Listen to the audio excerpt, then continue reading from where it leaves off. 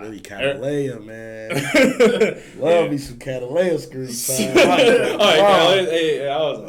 Man, I said these dogs bad here, man. I want to be an out of memory dog. What's going on, everybody, man? Welcome back to your favorite anime podcast, man. Otaku Perspective, man.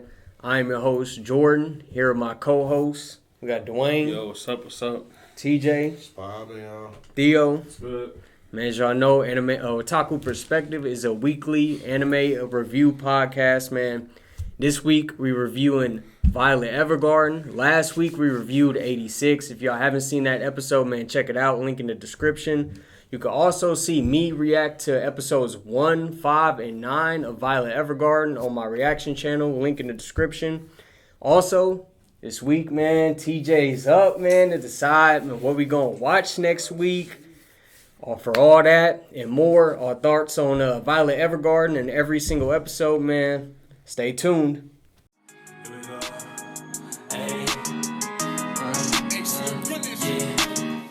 Real spitter, baby, give me all the currency. Ain't nobody in this rap game going hard as me. Tripled up my money, niggas say I got that pedigree. You ain't heard by now, let me introduce myself from 3. When you see me out, hella gas in rotation. I can't even count all these blunts I've been facing. Told that bitch to get up off my ass, up off my case.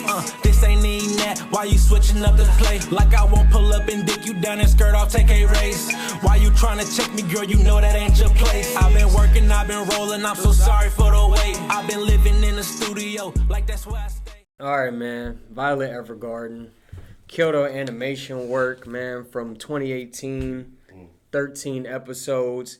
Has a MAL score of 8.67. What'd you guys think when you first learned that we was going to be watching this show for this week? Me? I mean, it was my second go-around with it. So, I mean, I really love the suggestion by Dwayne over here. So, I was more curious to see what these two gentlemen was going to say. Because my reaction, my second round was about the same as the first. A little bit key details I realized I didn't pick up on the first time. But I was ecstatic. Yeah, I'm not gonna lie, man. I was kind of, I felt like my expectations were set pretty high. I had heard good things about it. I just had never, watched the show. I believe, like, the year it came out, a lot of people were complaining that it didn't win, like, Anime of the Year. So I kind of knew, like, all right, it should be decent. So I was already expecting it to be pretty good. Yeah, I had similar high expectations. Kyoto Annie usually does really good with some of these more emotional, like, tug on the heartstrings type shows. And so that's basically what I was expecting from this show, was good writing and just a lot of emotional beats of emotional roller coaster type of show. And that was basically what I thought going into it, first time watcher. Yeah, I'll say, I remember I can speak on that first found the show, seen the trailer, and the first thing I thought was like, damn, this animation is like that 10 out of 10. I thought the music was pretty decent. I had to pick it. I loved it. I've been looking for an excuse to rewatch it. And I was really interested to see what these two were going to say about it, because I know they haven't watched it. And I think it's a masterpiece, but we'll see. Because my first time watching around, I gave it a 9.3, just to tell you where my thoughts were at. Okay. And it did change after watching it a second time. Okay, yeah. Just some background. We got, for Violet's voice acting in the Japanese, is by Yui Ishikawa, who is Mikasa from Attack on Titan. In the English, she's played by Erica Harlacher, who is Kurapika from Hunter x Hunter, and Shinobu from Demon Slayer. You guys had any background facts on the show you guys want to?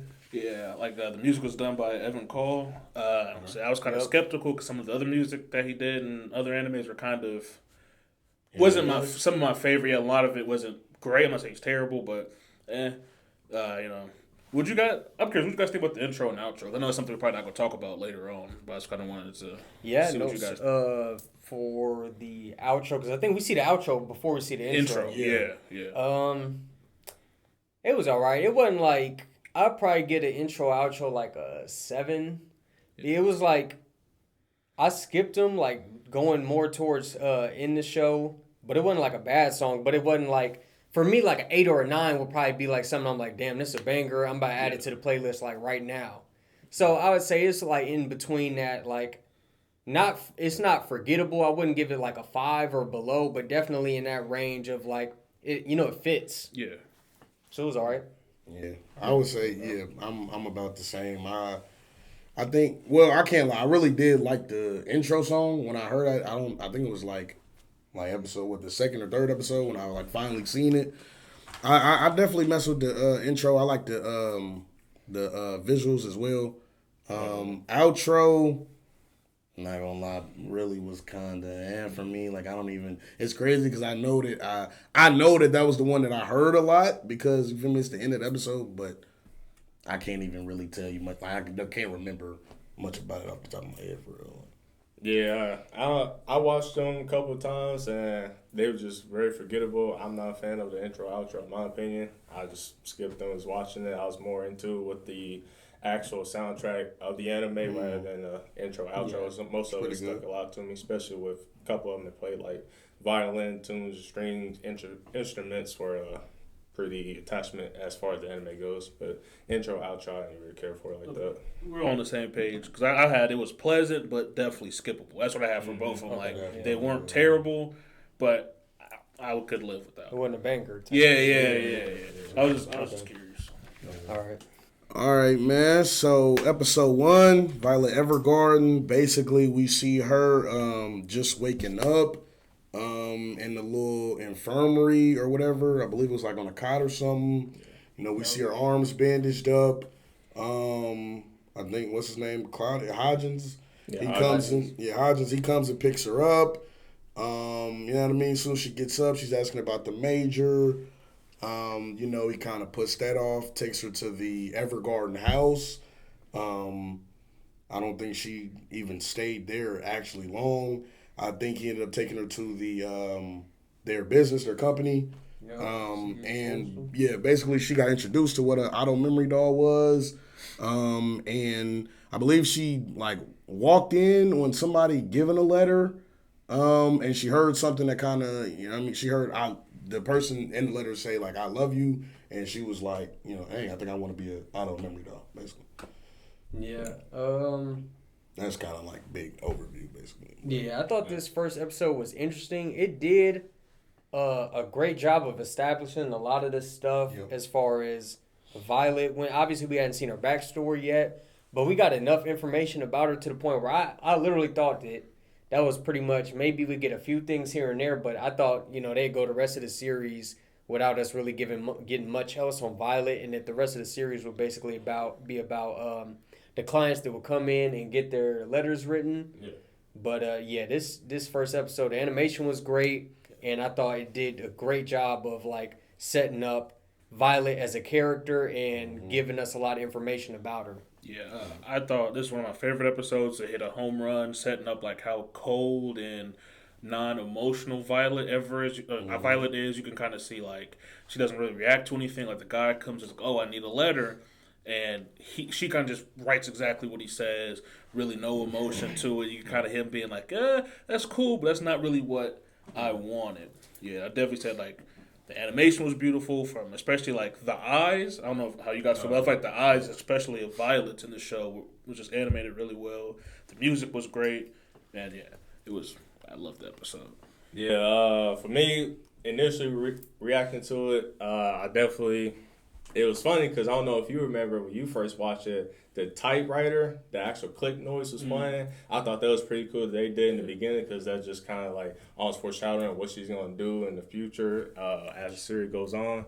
So that's pretty good. Another thing, add on to what Dwayne said about her being like cold-hearted in a sense. It was kind of funny to me when she went to the Evergarden household. She was talking to Tiffany after Hoggins, like she'll be the one that be looking after you pretty much. And then it was funny to me because she was like, well, I was a parent or whatever. I had a son, and the Violet's pretty much just like, I don't know my parents, so there's no reason for you to try to replace them. And I can't be your child, so I can't place your son. It was just pretty funny to me how straightforward she was. It wasn't like she gave too much care to what she was saying to Tiffany. She was stating facts pretty much. I love the innocence and violence character. Like, yes, she was cold-hearted and emotionalist, but she was like, it's like newborn child. They don't know any better because they weren't taught anything like that. So I kind of like that aspect of her at first, but also the cold-heartedness. And, beautiful animation style and the coloring palette of the whole show as it was going on in the intro. So I thought it was pretty good first episode.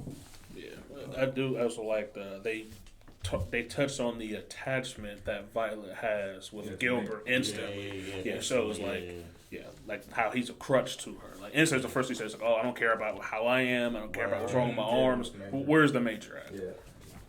I definitely I like the first episode. I think pretty much what y'all saying. I think the art and the animation were great. I think like this episode, I like kind of like Jordan said, I didn't expect to get much of her background at all. I thought them just be like it would be information moving forward. I did like this did give me the first clue that I would like Violet's character and like how she was written. And I could kind of see kind of what y'all saying like with her interacting with other people and like how straightforward she was with Tiffany and what I mean, like it kind of came off rude and like you could see that. I feel like from the audience standpoint, I felt like wow, like they did a good job of showing that she doesn't really understand like social interactions and like the nuances of like how to say things or like there's definitely a way that she could have said what she wanted to say. It was just how bluntly she said it. And matter of fact, you could be like, see, she kind of rough around the edges, like she doesn't. Yeah. But I really thought she was I'm not gonna lie, I literally thought she was an android for real. Like definitely this like how they displayed her like how y'all saying like how cold and just straightforward she was and like her not showing emotions, her not being fazed by much or you feel me? I definitely got that like feeling like okay, she's like a bot or something. Yeah, definitely trying to like reassimilate to society, or really just assimilate almost for the first time, right? Because we don't have a lot of information on like what her life was like before she was found. Exactly. What'd you guys think about like when you seen her hands for the first time? Like I don't know what your guys' reaction was to that if y'all remember. I think I remember seeing them like before watching the show, just in like promotional art. I did note that the CGI was good. I like the CGI on her hands. And usually I don't like CGI, but the CGI for her hands was done well in the scenes that we see them in the first episode. Yeah. I'm not going to lie. I think those are some of my favorite shots, actually, like her arms and her hands in the show. So, but yeah, when I first seen them, I ain't gonna lie, that's what kind of added to the idea. And I'm like, maybe she's really an android. Like, this is crazy. And just like, I don't know, I liked how they kind of were... they were able to like show the time period they were in and with the technology, but also, it had its own like flair, like how intricate her arms were designed and stuff. I thought they looked cool because I had never seen that. I think I had seen like in a promotion, like a picture or something, I had seen like a hand of hers. So I thought maybe, like she had lost a hand, but when I seen it was the whole arm, I was like, damn, that is kind of hard. Mm. Yeah, when I first seen it, I didn't really think too much of it. I just thought, oh, well, that's just a battle wound from the battlefield. So I didn't really, in depth like you about that. But, it was pretty interesting seeing it, especially that scene where she was unwrapping after she spilled that hot tea on her. And Tiffany thought, oh, no, you burned yourself. Like, no, it's fine. Just unravel it and just showing everybody it's like, it's nothing to worry about. I'm all good. So just almost give that more detail about her being emotionless, so almost. But, I was kind of like, what's the point of the raps? Yeah. She didn't want to scare people with it, or okay. I don't know. But I did like for the reveal. Yeah, I did like the sounds that were like the background sounds, like when you hear like her hands like moving, and you can like hear like the metal like scraping against each other and stuff like that. Mm-hmm. You can tell like the detail that went into like every scene where her hands are out was really good. I mean, I do agree. Like I'm not a big fan of CGI, but when it's done right, it's really good. Yeah. They did a pretty good job layering the first episode as far as Violet character goes. Oh, yeah. All right, y'all ready for episode 2? Yeah. All right, man. Episode 2, we start off with a flashback. We basically see Gilbert's brother bringing Violet to him and saying, like, hey, found her. We're going to use her in the war, whatever. As the episode goes on, we basically have Violet kind of getting acclimated in CH Postal. She meets the other workers there. She tries to take on basically her first assignment as far as writing a letter. It doesn't go well, and then she basically, towards the end of the episode, decides, you know what, even though I might not be good at this, first shot, Erica talks her into basically giving it another shot and being like, you know what, even though I may not be, gifted at this right off the bat, I'm gonna still try. So let's get into some of this episode 2 stuff. I thought that the music was good, especially like at the end of the episode when Violet and Erica had that like real emotional scene in the rain. Yeah, I thought that was pretty cool. It was cool to like learn about the other dolls and stuff. I'm not gonna lie, and I definitely thought this episode was funny. Like Violet putting hands on niggas when she had that one dude hemmed up on the desk. Yeah. Oh yeah. Yeah, but I think they did a good job of this episode displaying, like I said, kind of like they did in the first episode, like really displaying like her lack of like, like social awareness.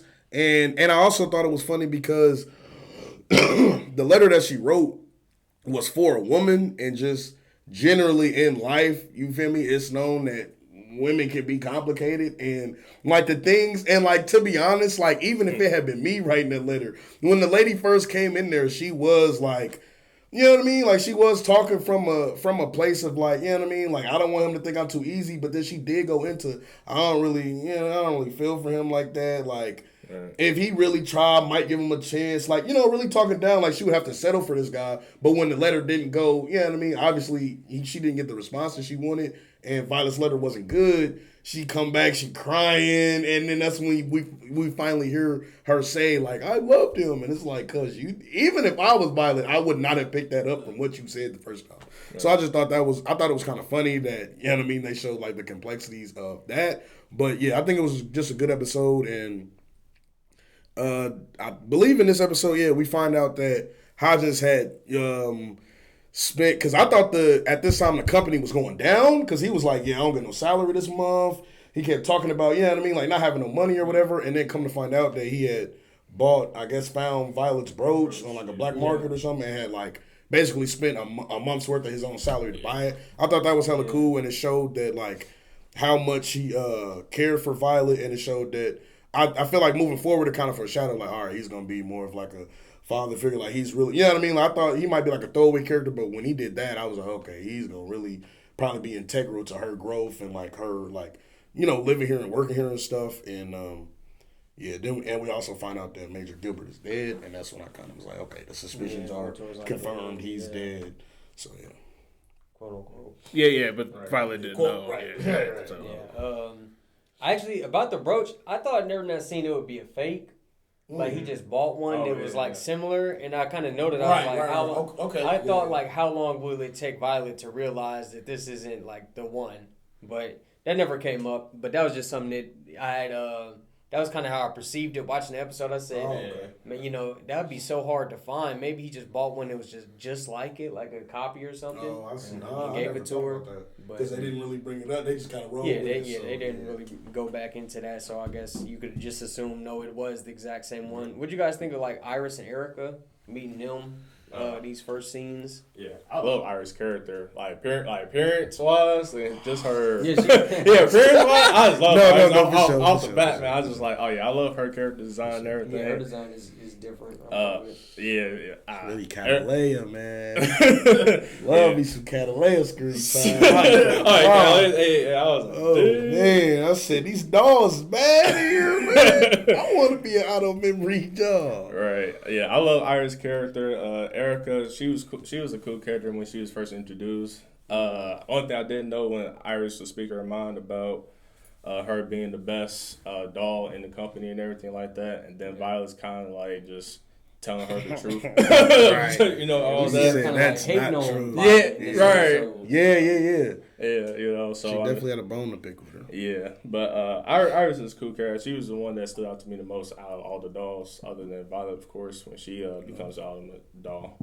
Yeah, Iris is kind of like a hater in this episode. Erica, kind of sympathized with Violet, and we could see early on that, as most people are when they first meet Violet, they was kind of put off by her demeanor. Right. But Erica, you could see hints towards at least the midway point of the episode that she would be the one to warm up to Violet first. And that, of course, culminating in that scene towards the end of the episode, the beautiful scene in the rain. I like how that scene was animated, as TJ said. Oh, you talking about when Erica went outside? Yeah, when it was raining on them, and she was basically like talking her back into it. Mm-hmm. Yeah, okay. When I first watched it, I vividly remember not really liking any of the other dolls because I didn't really like. I don't know. It's something about them, especially Iris, that was a bit off-putting. Maybe because of how honest she was, but yeah. But my second watch through, they were okay. Like I said, they're not really lovable in my opinion, but yeah, they did the job they were supposed to do. Yeah. But yeah, this is my I had it was interesting to see Gilbert's brother how they looked at her when she was in the arms. Like, hey, don't get attached. She's a weapon. That's all she is. Don't look at her as anything else. Then I also noted the other dolls had looked at her, or they kept saying, "Oh, she's a doll. She's a puppet," really emphasizing how emotionless and how detached she was from other people's feelings. And yeah, then I also wrote down it was interesting watching her write that letter to see how she can't even convey other people's feelings, let alone her own. How far off the mark she actually was in that letter. Yeah, that was interesting to see. It was kind of obviously, given her character, predictable that it was going to go that way. But that was still a funny scene to me. And we learned, I thought this was hilarious. Hodgins, his first name was Claudia. We get that in this episode. That was hilarious. I like the little backstory they touch on when I think it's either I think Erica is walking past the store and she sees a typewriter in the window. The backstory that in this universe, the typewriter is created by an author whose wife went blind. And he kind of made it with Braille so she could still write because she obviously was an author. Yeah, I thought that was nice. But yeah, that was basically all I had for this episode. Yeah, you guys picked up how Violet referred to everything in military terms. She seen the typewriter and she was kind of oh, so that's the weapon you guys use in this line. Yeah, I was like, okay. Yeah. All right, guys, anything else for 2?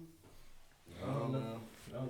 All right, man. Getting into episode 3, basically Violet is enrolled into a auto memory doll academy so that she can become a better auto memory doll. She meets a girl by the name of Lucilia, and she helps her write a letter to her brother for thanking him and basically portraying her gratitude for his service in the war and to basically try to relieve him of his guilt over the death of their parents. What do you guys think about episode 3? I'm not gonna lie, I really liked episode 3. Kind of gave us a clear goal. I wrote down, you just really need that brooch for real from the academy. It was kind of hyping that up. All the good dolls have this brooch. I was trying to remember if Catalea or if I was trying to remember if I had seen her with it or something, but I don't think I did. But I think this episode was cool. They showed a flashback with Violet and Major, kind of showed their last moments together. And I had written in my notes that I was kind of surprised that this was kind of my first hint that okay, she might be a real person, maybe a kid, just because of her naivety and believing that the Major could still be alive. When they kind of show us the full final moments, I'm looking at it as an audience member this is clearly his last moment. He's clearly dying. He's clearly dead. He's clearly bleeding out. So. I just thought, maybe she was blinded by hope or something as far as that. I also wrote down that I think this episode showed me that Violet's robotic demeanor really helps emphasize the emotions that other characters that interact with her are feeling, just because, it's a stark contrast of somebody, telling us when she was writing a letter about her brother and she's telling her how she feels, and Violet's just sitting there Stoneface. I feel it really emphasized how much it meant to Lucilla to see. You feel me? Because I was just thinking about me personally. I would feel kind of weird, being vulnerable you feel me, to somebody who is kind of, you know what I mean, just very robotic and like heartless or you know what I mean, like straightforward in their demeanor. So yeah, I had that written. Down. Yeah, have this episode really goes on its way to like show how much Violet sticks out from other girls her age. Because they made that emphasis, like, oh, like no, this is Violet. This is all other girls her age, and they'd be like, even when she walked in without taking her gloves off, you could tell she stuck out like a sword, like legit. She's legitly a doll. I thought it was nice that it really showed like how much of a robot she is. Like, oh, she's good at when it comes to grammar, speed, like how efficient she was. But when it came to like understanding emotions, again, she was just way off the mark. I also thought it was interesting to see like her when she actually failed to graduate initially. I was like, I didn't think that was going to happen because in her going back, kind of like, yep, I failed, so I guess it's time to go back, or it's kind of like, oh, what's she going to do now? Because I'm sure you guys, I don't know how you guys thought about that, or what was going to happen after she failed to school. I saw it coming to an extent because they say early on in the episode, like, it's not required, but, it could be helpful. And she's like, yeah, I'll do it. Why not? So I kind of seemed like, okay, maybe, but is she going to improve that much in one episode? I don't know. And they kind of like painted the picture already for us that even if she fails, it's not really the end of anything. But no. And I did, I thought it was funny watching the episode in real time when she writes the letter at the end and the teacher comes back even though the class is already over. And it's like, man, you wrote one good letter, man. But you had an A in like every other topic in the class. So because you finally wrote a half decent letter, man, we got you. Yeah, I think it was probably just like riding on potential alone. For sure. Yeah, most it had to be. But I understand like the convenience of it's like, oh, Violet, let's meet me here. It's kind of weird spots like, hey, meet me in school. Like it's like one of you guys be like, hey, bro, meet me at Northwest or during the middle of the summer to hang out. It's like, what the? It's like I'm not doing that. We could meet anywhere else, but. Yeah, I don't know how I felt about that. I was just like, really? Just that one little letter? And she like, okay, I guess. But I mean, it was cool though. I mean, also add on what Dwayne was talking about, her being like actual robotic features and her being really good at typewriting and speed and be able to keep up everything. I just wrote down just being optimal for the wrong reason because she couldn't like actually put on papers the feelings of the other person she writing a letter for. It was just kind of like, okay, all right. But a little effort goes a long way is what I wrote down as well for Violet because she was pretty much determined to do that, especially when we spoke to Lucilia about when Gilbert said the last few words to her, like, I love you. She didn't understand what that meant. And Celia kind of looked at her just like, I can help you out with that, But other than that, Episode 3 is pretty cool to me. I like how they added a little bit of a backstory to Lucilia, showing her brother just pretty much drunk and all that, just moping over his belief of failing in life and all that stuff. But Episode 3 is cool to me.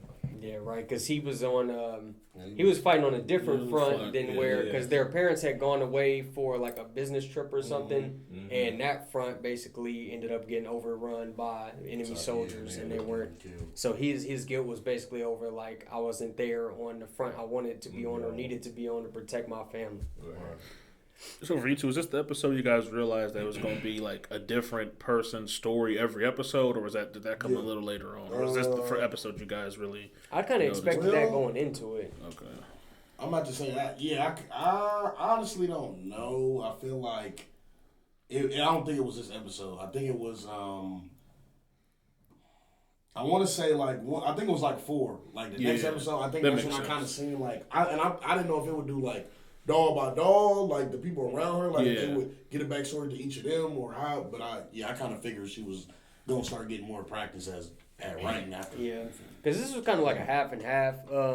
Obviously, we still had Lucilia's whole story and her get up, but this was still moving the plot along as far as Violet was concerned because it really is still about her taking this class. So it was kind of half and half her this type of episode. Okay. Yeah, coming when I first watched, I was kind of confused in the direction the show was going, especially after that episode. So I was like, it's going to be about her writing letters for other people. Like, who's the story really going to be catered to? So obviously, it's going to be about Violet, but it was kind of just the direction really wasn't clear. And I like the. What you guys think about the scene at the end where Lucilia and her brother go back up the tower to see like To see the view. Yeah.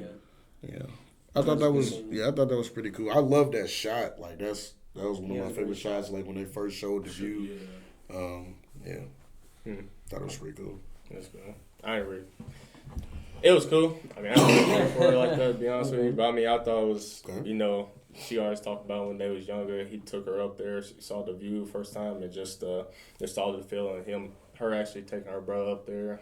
That was pretty cool. Yeah, I actually liked it. I actually wrote down, like, Violet really had to, like, walk a mile in someone else's shoe to understand their feeling. I think that was, like, one of the reasons she went up there to be like, let me walk up here to see if I can feel what they felt as kids to help later convey in the letter that she wrote. I said, me personally. And I mean, also, I think it showed a flashback of, like, or she had said something like when she first seen it, she was like, the major told me he wanted me to see a view in the city.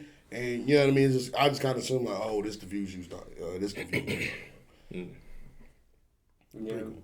I thought each episode kind of, like, hit on a different aspect of love. In Violet's journey to like understand what love was, and this really to me had like an overwhelming theme of the kind of like love of being grateful for somebody. We have Lucilia's whole arc where she's grateful for the sacrifices her brother made, and we have Violet who is grateful for Lucilia, who was obviously the only person in the class who was like helping her out and helped her really progress in her career as an auto memory doll. So gratefulness was really, to me, a big theme of this episode. Yeah. All right, you guys ready for 4? Okay, I'm assuming I didn't watch the OVA. Yeah, I kind of figured. Okay. No. Okay. No, I didn't watch it. Yeah, I know I should text it because Debbie supposed to watch it 1 through 3, then watch the OVA, then 4.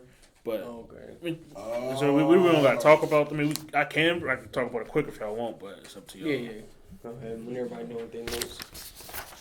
So yeah, in the OVA, it's practically Violet gets like her first like actual commission from an opera singer who also does like plays and stuff like that. And the plays about the war and people that don't come back. And she originally thought she was just writing a letter for the singer. Then it turns out to be the singer wanted her to write lyrics for her for the song about a girl at home that never gets her lover to come back, and you see Violet go through all the emotions, not really understanding it until she put her own shoe in it. Like, oh, let me just write about how I feel about the major, which really helped connect it. Because originally I was saying I was in episode 4. I thought it was weird episode 4, like how she went from the school to be writing for. I think the next episode she was writing for like the princess or whatever. I was like, it's kind of. She was writing for Iris. For episode 4. Yes. That's 5. Oh, okay. No, but I was like, it's just. Oh yeah. But I was like, it's just weird the difference between the two. But I was like, I guess the OVA kind of shows like, so she did do more in between that, but just. I see what you're saying. Now that you say that, it was kind of a big jump from. From that little letter she wrote to her, like really being able to write good letters. I see what you mean. All right, guys ready for 4? Yeah. Good. All right, man. Let's talk about episode 4. This is probably my least favorite episode of the series. I liked Iris, but this Iris backstory episode was not my favorite. So in this episode, we have Violet, and she ends up going with Iris because Iris damages her hand, and she goes back to her hometown because someone from her hometown has commissioned a letter. But surprise, it's her parents. They want to throw her like a surprise birthday party, which in turn gets ruined because they're really just trying to marry her off, and Violet and Iris are there, and they basically have to deal with consoling each other over the events of this episode. All right, what you guys got for episode 4? I like to point out how Violent lack of reading the room gets Iris fired up, especially the scene where her parents was just sitting down and she was trying to talk to him, and Iris was like writing the letter, and then Iris was like, "Why would you even invite?"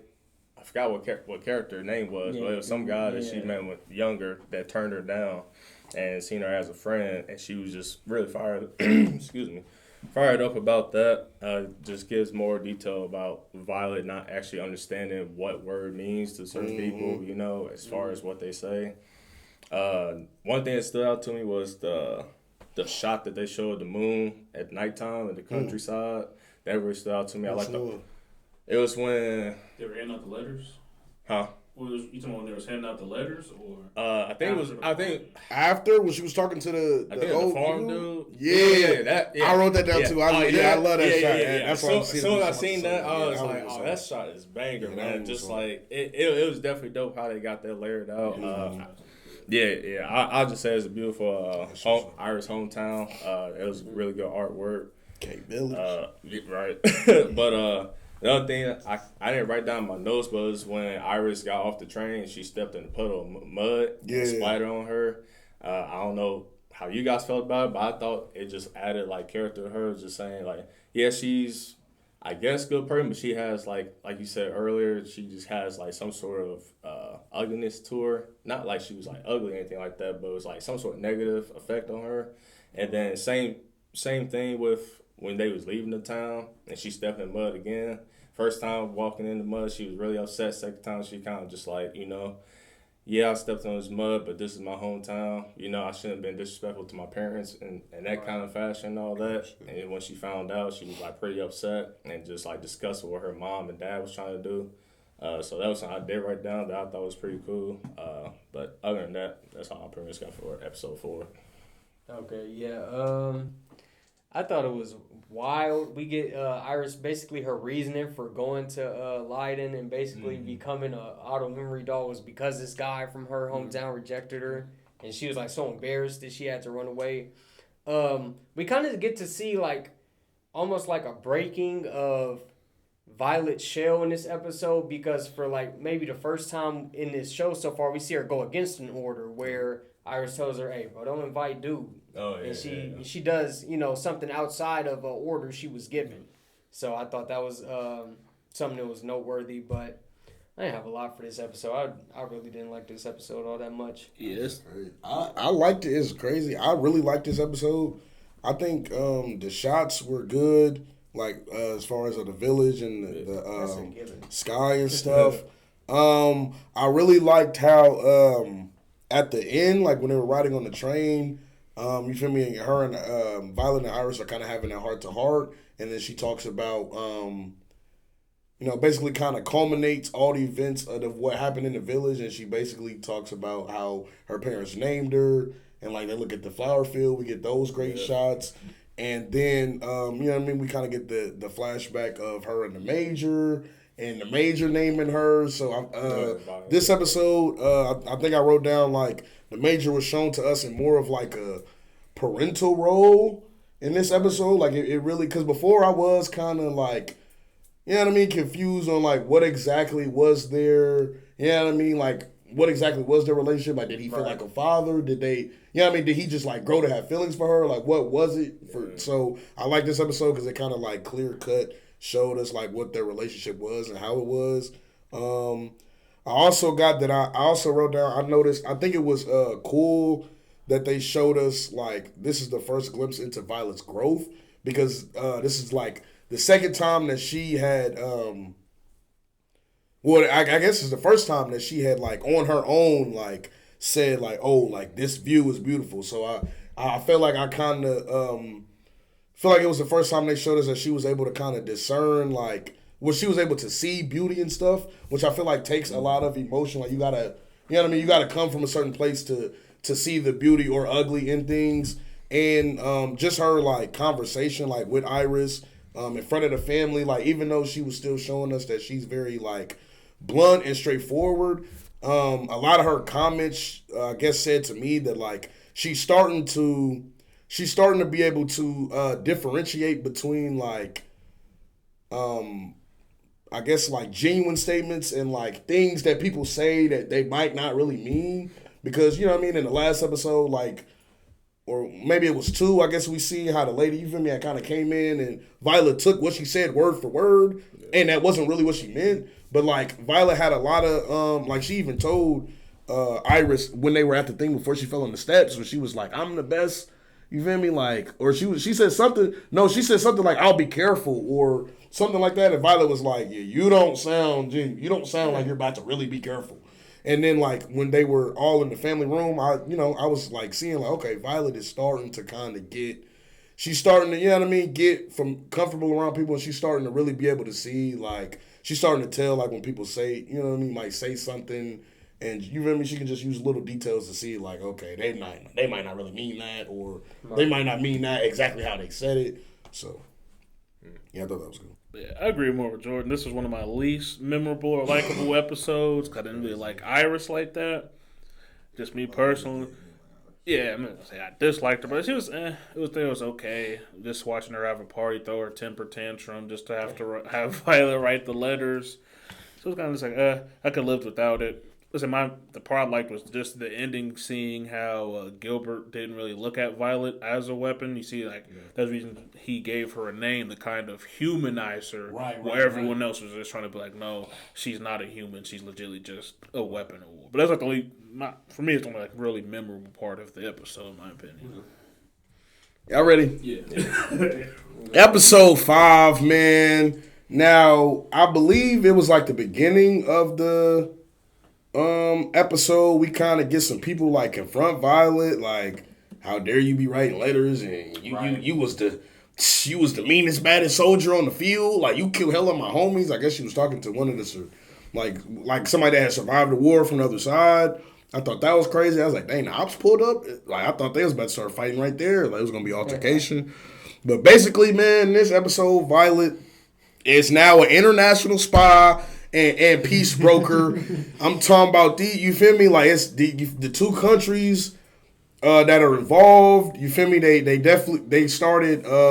They wanted to try to help broker the peace and get like the common man and citizen on the side of a peace treaty per se. So what they did was they was like, okay, the best thing we can do is have, you feel me, these a princess and prince get married. And so what they need a doll to basically like write love letters back and forth that will be published, kind of almost as like fan fiction, kind of like, you know what I mean, like a public like newsletter gossip story.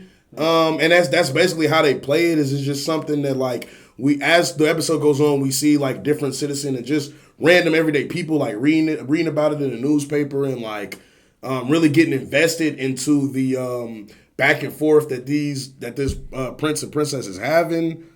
What's about it? I like this episode. We get to see kind of the maturity of the princess in this episode, where at the beginning we see how bratty she is with Violet, as well as with her caretaker. She has like the bed full of stuffed animals, and she's like hiding. She don't want to get up. It was funny to me. I did not expect them to take the episode where they did, in terms of like her not being sure whether the prince would basically reciprocate her feelings. Oh, okay. I just thought, I thought it would be more so like she was just upset because it was an arranged marriage and more like that. That's how I feel. Yeah, I thought going into it like, okay, is she upset because it's arranged marriage, or no, she's just upset because she doesn't know if he's gonna be feeling her or not. Right, because she was so young. Right, and she had a previous engagement with him at a party or whatever, where she was like, okay, I actually, she had a crush on him from a previous altercation or interaction at a party. Exactly. And so she was basically I didn't see that coming, where it was more so about her, wondering whether or not the feelings would be reciprocated. Yeah, I never thought it was weird watching a 14 to 24-year-old write love letters to each other. I can say that. They definitely stood on business. I thought that was something that, like, and it was crazy because they drew attention to it. And, you know what I mean? Like, they wrote it. Like, I feel like they could have easily just wrote somebody older, and, you know what I mean? Like 18-year-old or whatever. And it could have been, like, really a romantic, like, I don't know. But I mean, you know what I mean? They stood on business, man. They had a creative decision and they stuck with it. I guess I gotta respect it. Yeah. I mean, it kind of makes sense for a time period, though. Yeah, exactly. So it was probably more normalized then. Exactly, you're right. That was another reason why I was kind of questioning, like, why it went in that direction. Cause I'm thinking, like, why do you care if he likes you or not? It's basically just like on the surface, like almost like a celebrity relationship where it doesn't matter if y'all are really together behind the scenes. It's just more of like a facade for like public interest. And basically just to unite but not really like literally unite the countries, but in mindset, like peace for the two countries. Right. So it's like, it doesn't really matter. If you guys are together, it's just kind of like a surface level thing. I feel like the princess definitely, and even maybe, you feel me, the prince also kind of got, like you said, like kind of swept up into the whole. Like I feel like they got as swept up as they had most of the citizens, like sitting on the edge of the seat, like you feel me, really into it. Because like you said, I'm like, when you really think about it, does this really matter? Probably not in the grand scheme of things. But I think it did, like, you feel me, get their company and Violet a lot of like notoriety as far as like.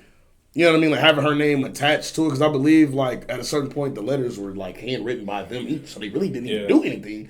But I think it was cool. You feel me? Like it definitely got us some notoriety, and I definitely put down that I definitely noted that once again, man. Like the last episode, you feel me? I'm seeing Violet's growth right in front of my face. I feel like they did a good job of showing us that. In this episode, like how well Violet was able to. Just basically fabricate these feelings of love and you know what I mean, like of love and like hope that this person feels the same way. To me, like she really basically put that on her ass, because the little girl literally was like, bro, I haven't seen him in forever. Last time I seen him I was like 8. Like I don't know much about him, you know what I mean? So Violet really like pulled this out, like she really made it up on the spot. But I think the show did a good job of showing us that she was able to do that. And you know what I mean? For me, as an audience, I'm looking at it like, okay, well, if she's able to fabricate this and make this up, whether she's pulling that from her feelings for the major or whatever the case may be, they're showing us that she's slowly but surely getting a better understanding of emotions and how to articulate them. So, I thought that was real cool. Big jump in assignment for her. Right. That's where I literally wrote down. I was like, yeah, it's weird how she went from going on the trip with Iris to writing for a princess and a future king. I was like, that's kind of crazy. So will I weigh in on this? Yeah. Literally, it was like the peace of two countries and a peace treaty. Right, and to your point, that was kind of where it kind of hit me. The turn of the episode hit me unexpectedly, because it does start off like very surface level, where she's like, write whatever you want, Violet. I don't care. Yeah. My letters are fake. His letters are fake. Who cares about this? It's another doll. Like, this right. is for the exactly. Right. And then Violet is the one who's able by the end to convince her, like, no, you should, if you're worried about, this or that, you should just put your true feelings out there and then just take whatever comes back. Right. But I mean, Violet also did set it up, I guess, with the other doll. It was like, well, they'll have him, handwrite letters. If you handwrite, you'll get your feelings out. So but I don't know. Now that we're talking about it, I did think it was kind of fraud. Like, I think it was like the last letter she had sent before he was like, let's meet in the garden under the stars. The last letter, like, clearly was like the rantings of a child, bro. Like, I'm like, this is, you feel me? It was kind of weird. I was like, this is kind of weird, because like she's really showing her age in this letter. Like, she, you know what I mean, jumping from topic to topic and getting mad. Like, I was like, yeah, this is. She's definitely acting childish. Like, it's crazy. I really about to be a child. It was at some point kind of like a cringe tech. Yeah, exactly. Yeah. I did kind of feel like, why am I watching this? Yeah, it was funny because the way how they both was just interacting, always getting like Romeo and Juliet kind of thing. Because it was like two different houses, trying to like mingle and all that stuff, and trying to get that bridge connection between the two countries. It was a really good episode to me, especially.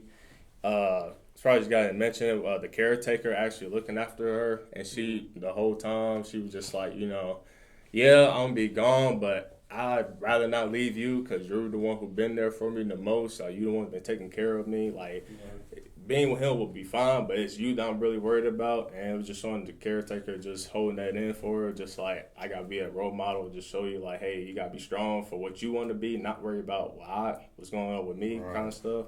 So that's pretty cool. Like I said, the character growth of the princess, like, she was really bratty at first. And Violet just like, you need to stop being a kid and just write your own feelings out there. It's just showing her being a genuine human being. Because what I'm writing down is not what you really want to say. It was just like that. Like you said, that back and forth, like third grade kind of passing notes across the class type of vibe that I was getting from it. And then you could just see the interaction. It was like, all right, they're building, because they're like actually talking to humans. And then Violet just like, these letters that he's getting back, I know this doll. It seemed pretty familiar. And it was just showing that the princess is like, growing to an actual fine young adult, grown into that. And then them actually meeting together. Another note I wrote down is towards the episode, you get a small conversation between the Major's brother, which I thought that hit home for me, especially when she seen him. And it was funny. He just explained the irony of Violet writing love letters when her two hands was the one that killed people and tear them apart from their own loved ones. And it was just like, she's a killer slaughtering his own crew, man. And they showed a little snippet on his ship, and it was just like, damn, that's kind of ironic that they showed that, and she's out here doing what she's doing. So it was pretty cool, little backstory they showed that, or a little flashback of her. I thought with the letters thing, it was funny to me because at one point they're both expressing like insecurities about, will I make a good wife or will I make a good husband? And I'm like, I know the public is eating it up. Like, oh, it's so romantic, But I'm like, I know they behind the scenes like, hey, bro, y'all got to chill, bro. Like, we need this marriage to go down. No, I'm not trying to hear about you. Oh, I might be having some second thoughts. I don't know if I'm going to make a good husband. Like, you're not having no second thoughts. This is happening. Like, this is going to happen. I thought that was kind of funny. The part that had me cracking up when he was like, oh, I'll meet you tonight in the garden. I was like, damn. They said it was taking like 3-4 days to get these letters. My man hopped into the Bugatti and drove across the country to get there. I was like, my man just instant transmission there.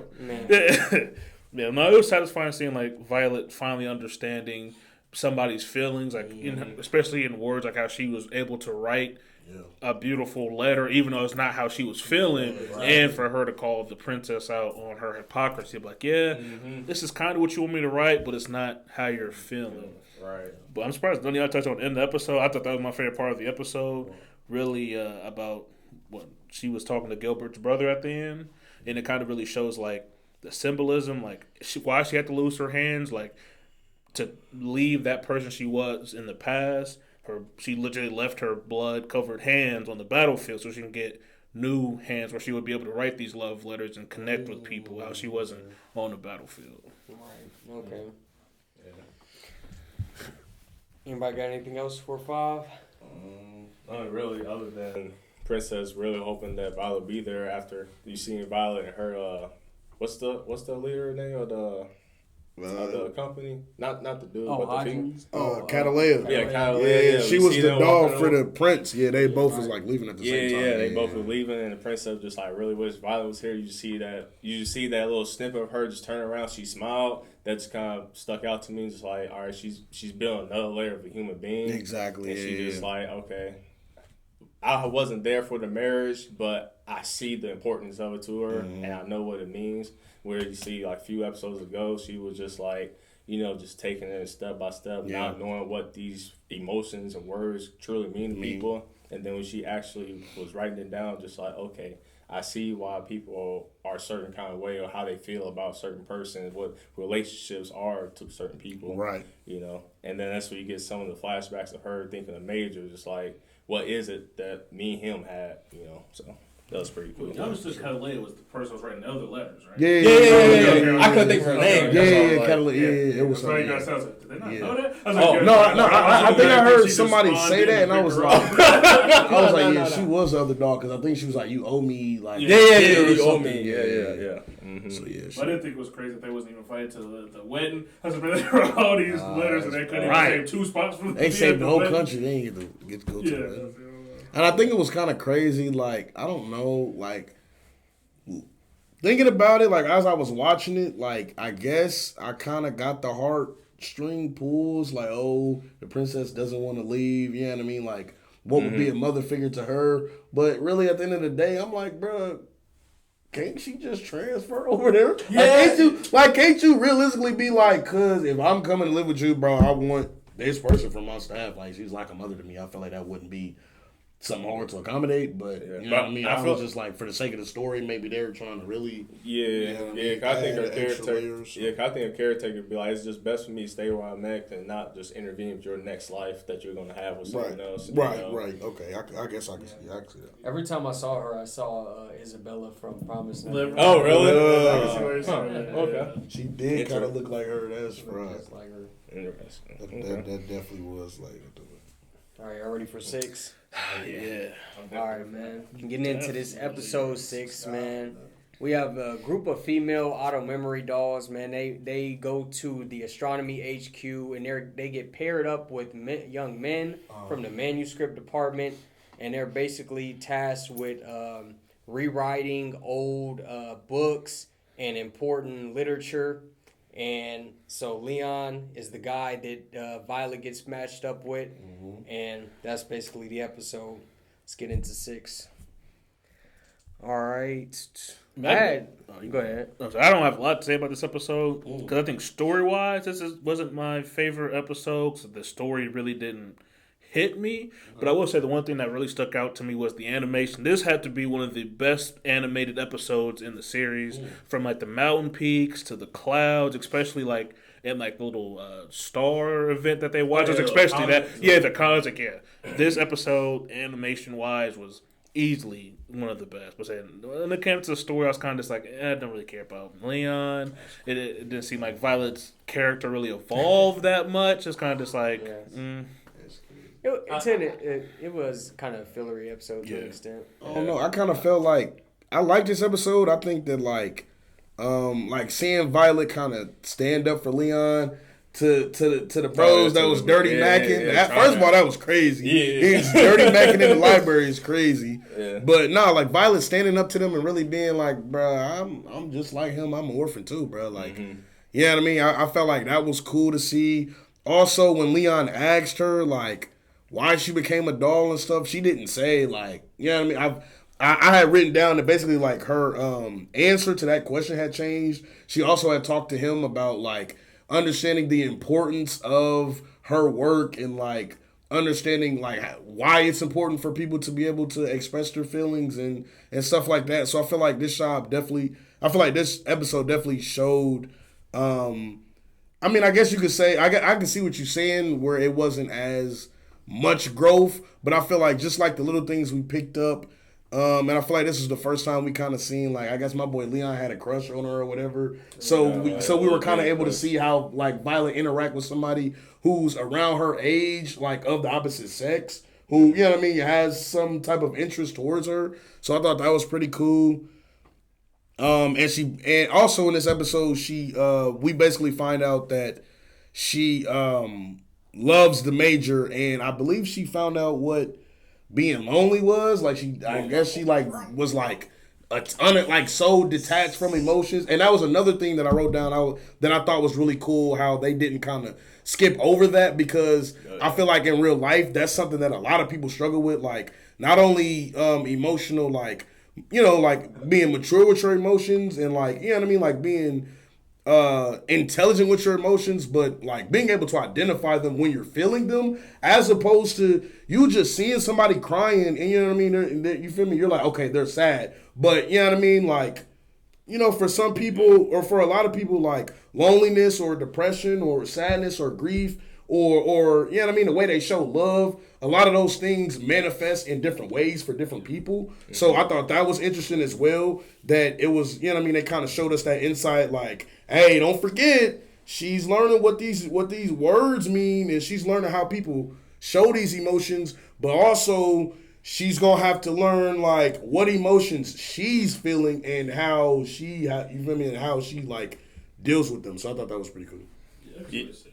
Yeah. I wrote down my notes just the word lonely, because it just because that whole segment right there stood out a lot to me, because it was just we're getting into Violet's kind of understanding a little bit more about emotions and trying to understand people. But when Leon explained to her about loneliness, she kind of just like, that holds no true value to her. She doesn't know what loneliness means. But until Leon started explaining to her, you know, you met somebody that you ever been a part of, would have been part of you. She kind of started having that flashback of Major. She was like, loneliness, and he started, breaking down layers to, being apart from that person. Something that you may not understand it, but you had that sort of experience, and she kind of just had that flashback, just like, I've been lonely apart from that person. But to me, I would think probably hold more deliverance. She said, I've been lonely for a long time because even before she met the Major, she just seemed like just an abandoned kind of individual. Nobody really loved her and all that until Gilbert was shown to her by her brother. Right. And then Gilbert was just being showcased that she's just an actual tool for war. So she's really not nothing to you. So she's just being not even an attachment device kind of in sort of a way. So I would think there would be a stronger way with that. But the word lonely to me in that segment just stood out a lot. And another thing I wrote down is it's the second time we've seen Violet smile genuinely, especially when Leon her was separated from the cart going and she was descending. Opposite ways, opposite ways. And he was just like, Violet, you show another side that there's more to the world. I was being more complacent being here, just being at the observatory tower. Yeah. And, she was just like, yes, and he was just pounding to her that he was going to do more to his life than just being there, just being solitude kind of way. So it was kind of, to me, it was more heartfelt in this episode. Yeah. No strings pulled, but it was a really strong deliverance of Violet's character, in my opinion. Oh, you're right, bro. I definitely felt it. Random question. Do I think Leon looked like a girl to y'all in this episode, or? No.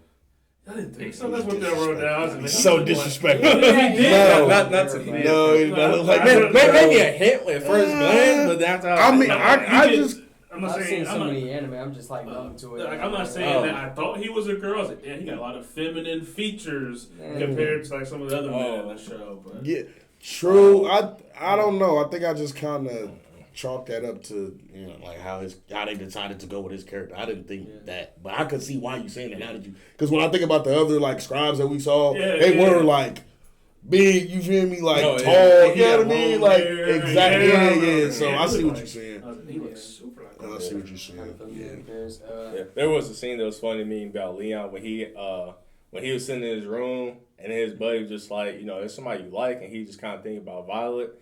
And then he actually like trying to confront her. Well, not confront her, but ask her out to the to observatory tower. And you see him with the freaking bread. He just like struggling, trying to explain it to her. And just ripping it apart. I just thought that was funny to me. Yeah. I knew as soon as the episode started when he was kind of like hating. Oh yeah, talking about the auto memory dolls. They basically do this for clout. I said, well, I already know he's gonna get paired up with the one person. Oh yeah. He's definitely not doing this for clout. Right. I saw that coming a mile away. That's right. What you guys think about his backstory? His mom being a performer, his dad going out for milk one day, and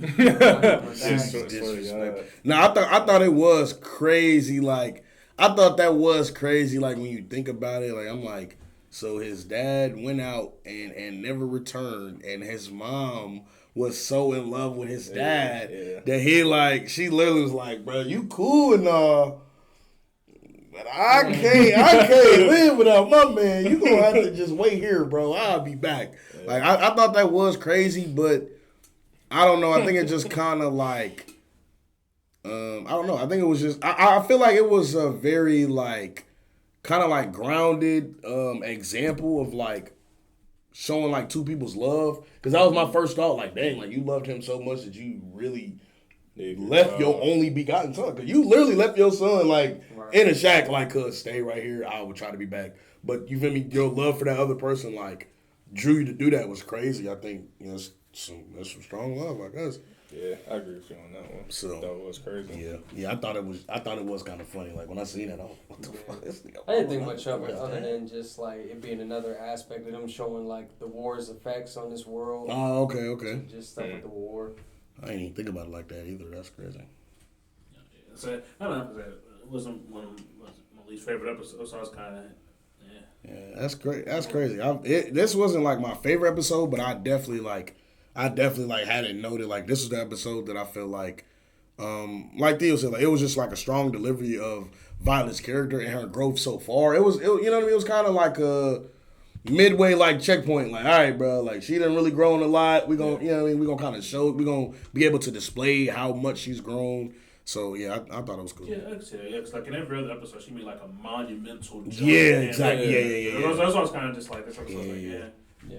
But I mean, I don't. But like I was talking about earlier, with like her, like I guess actually recognizing like, oh, this is the emotion I'm feeling, and that's how that feels. I thought that was very powerful because it's, you know what I mean, like one of the, I guess it's like the first time up until now that we had like really seen that from her, and that was, I don't know, I think it just kind of opened my mind to another aspect, and I was like, dang, they didn't even skip over that. Like they're gonna show us like she still gotta, you know what I mean? And well, I guess there is another episode where she kind of goes through a major emotion, but this is the first one that I was like, wow, like they're really showing us her emotional intelligence is like really growing, and more than just like, you know what I mean, like, oh, you know what I mean, I can articulate it, or I can, you feel me, tell what you're trying to show me, but she's able to see like, oh damn, this is what loneliness feel like, this is what, or even when bro was talking to her about love, he was like, oh, it sounded like you love the major. She like, I do love the major. So yeah, I thought that was cool. Yeah, it was kind of funny, his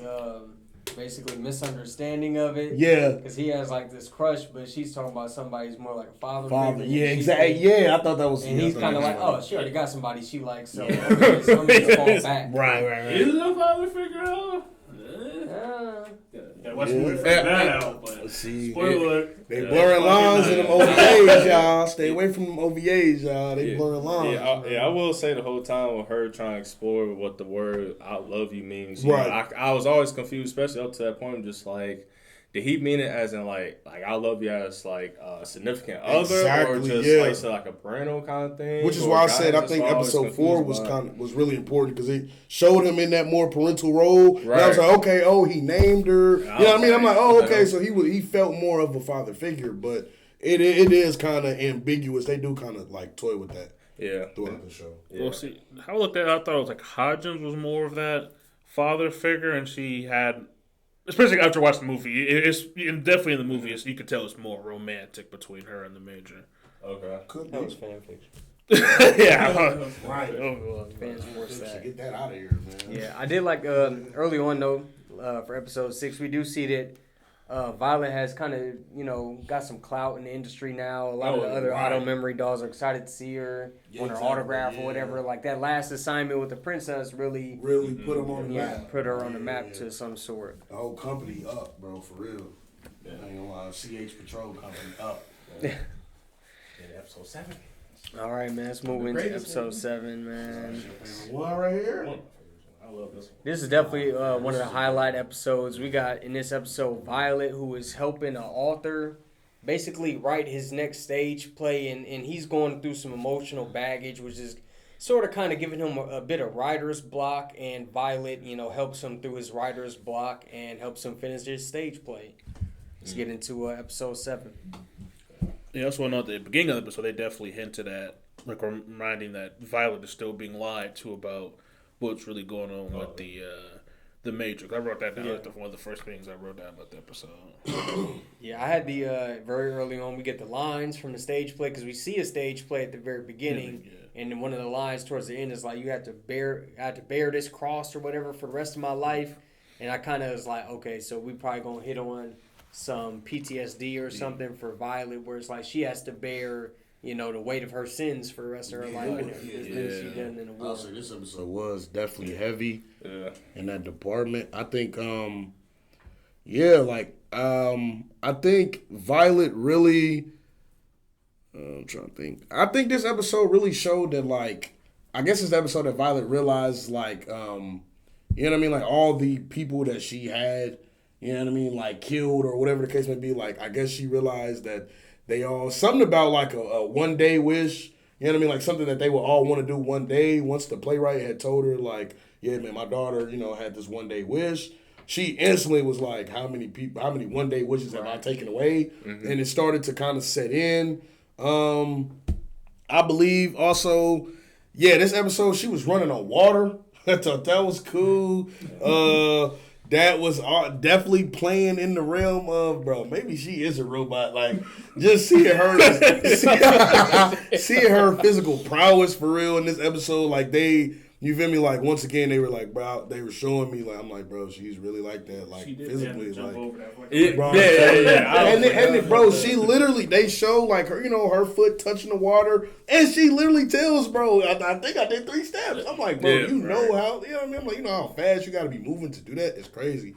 But, and also, I believe this is the episode that she finds out that the major is gone. She talks to the, Yeah. She talks to I guess their mother or whatever. She got Alzheimer's or something. No, it was Miss Evergarden. I'm tweaking. It was Miss Evergarden that told her, like, yeah, man, Gilbert gonna be able to rest in peace. And she like, rest in peace. So yeah, I thought that was crazy, but I would say for the first half of the episode, or for the majority of the episode, like her with the playwright, I thought that was really good. Once they showed his daughter, it kind of brought everything together. Like, you know what I mean? I was like, oh, so Violet kind of reminds him of his daughter, and but Violet basically did kind of fill that role of somewhat like what it would have been for him to have had. You know what I mean? A daughter during that time, like Violet, like she came in, she cleaned up. You feel me? She told him, like, hey, alcohol's not good for you, even though she, probably is unaware of the extent he was drinking, but she still was on his ass like, nigga, you're not about to drink and have me right that shit, bro. I know she not about to clean this dude's house, bro. I already knew when she asked, is this the room we working in? I said, yeah, she's about to clean that shit up. I had me cracking up watching her trying to cook when she was trying to crack that. Oh, yeah. Yeah, that was fraud, man. Yeah, episode was pretty cool. I forgot rewatching the second time through how much of a dick the dude was to her when she at first the came. beginning. Yeah, beginning I was just like, dang, bro, why you gotta be like that, man? You know what I'm saying? Like, I know you're alcoholic and you're just drunk, going over it because of his loss of his daughter and all that. Right. The emotional memory of his that Violet resembled his daughter a lot. I thought that was pretty cool showing that. Another thing I noted was Violet showing emotion, even though she doesn't understand how to express emotion, right. Just don't understand it. I thought that was pretty cool, just the irony of that, especially when, as he's writing the books that he wanted to write for his daughter, and it was like she was just crying to a point that he's saying, like, I don't know what to do next after trying to cross this lake or whatever. She's just like, what happens next? And he's like, I don't know, it can't end here. She was just going at it and just like expressing, showing a little tears and teary eye of just like, all right, Bonnie, you're showing emotion, but you don't know why you're showing emotion. She definitely cried. Yeah, she definitely cried. That's just another layer to her character, in my opinion. I love the lake scene, the color palette of it, them showing, especially after the snow melt, and just showing her going out there with the. What was the umbrella? The parasol. Yeah, the parasol. Yeah. That was pretty cool to me. That was hard. I love the color palette of that. Footstep of the leaves in the water. That was pretty dope. Violet coming to the realization that words weigh a lot, and it's one's on conscience. That's why I would definitely wrote down that, especially from coming from the guy's perspective. She was realizing that the words are meaning everything. But other than that, that's all I pretty much got for episode 7. I definitely wrote down, I was at the end of the writer is definitely going through his clan ad. So you seen clan ad, right? I was going to touch on that. Yeah. I know. Spoiler alert for clan ad, by the way. Yeah, but that show, so if you haven't seen clan ad, you're never going to watch that. Kyoto Annie, great. Yeah, I thought that was funny. But I love this episode seeing, like, Violet seeing the writer go through PTSD, then her being like, damn, I'm kind of going through that. She's like, damn, how many lives have I taken? How many people are never going to see their loved ones again because of me? And seeing, like, Violet battle that was like, damn, it's interesting to see. Like, she didn't even notice. Like, earlier you see Gilbert, it's like, oh, you're burning up. You have all these burns. And seeing her kind of like, damn, I do have all these issues. Yeah. My bad, not getting my but being like, oh, I didn't understand until now, but I thought she definitely got woken up. Yeah, I thought the lake scene was the most like beautiful, like when it comes to like sequences in the show. That was just for sure. And like seeing him get emotional and cry as she like walked to the other side, and then the shot of her leaping, like it was It was definitely meaningful with the settings in these last couple episodes because we get the mountainside observatory and now we got like this beautiful log cabin by a lake. So it's like, oh, okay, these are purposeful, the settings for these for these episodes. Right. Yeah, that did definitely mark down like Violet's like facial expression. That's something I should have brought up. Like, I love the facial expression in the show of like the facial expressions are like so realistic. Like in other animes, are all kind of goofy or out there. It's not like really, but like they just seem very real. And like because like seeing her face when she's told that the major is gone was just like, yeah. She's about to go on a rampage. Yeah. I was like, oh man, she's about to That's what turn. I was thinking. She's about to pull back up the knives and go crazy on the town. But I really love this episode though. Yeah, it kind of caught me off guard. Violet using the parasol after she had already been told not to. I was like, is this more Violet growth? Is this just plot? Like, it kind of seemed out of character, but definitely a beautiful episode. To Theo's point, we see that Violet can really relate to the main character of the stage play that, of course, is like loosely based off the author's daughter. And she gets really caught into the stage play because she's typing in and he's like, this is interesting. Do you like this? You think this is a sale, basically? And she's like, what happens next? What happens next? She becomes like a real stan of the stage play. Very caught up in that in the main character.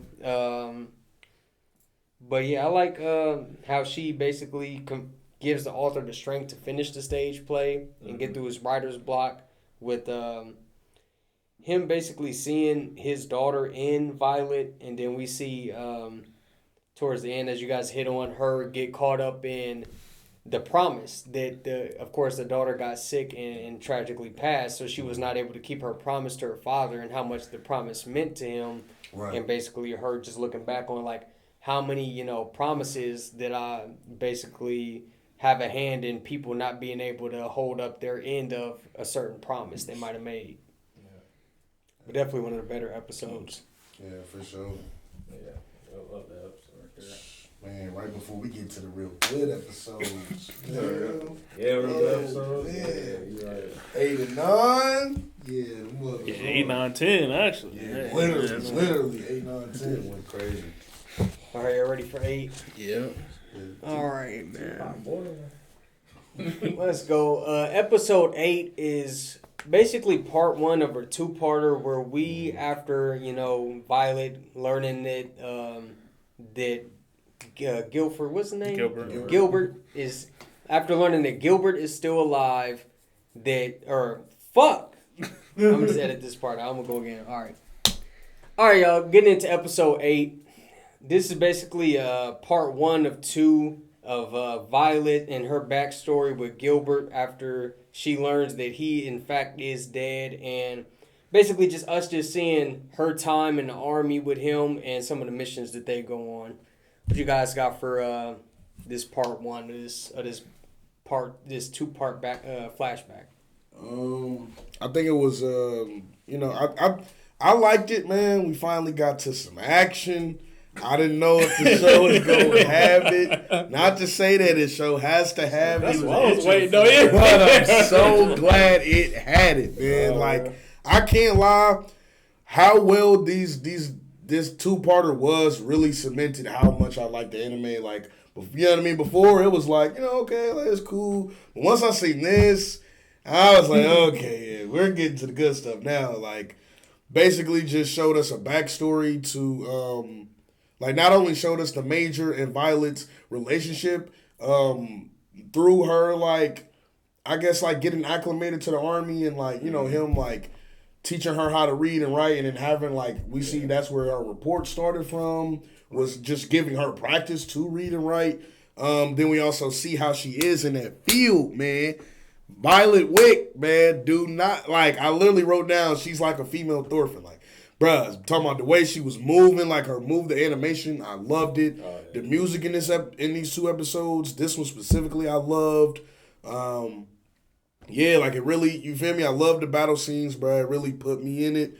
I realized she's actually an orphan and not a robot, so that was in this episode.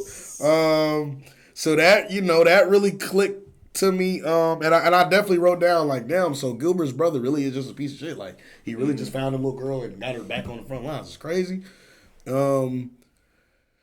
Trying to think, but yeah, that's pretty much it, man. Those are my thoughts for real. Yeah, I had Violet was almost young. Violet was almost like an animal. Yeah. When they first bring her back to the mansion, and she bites the caretaker, and she like doesn't talk. Right. She's kind of like feral.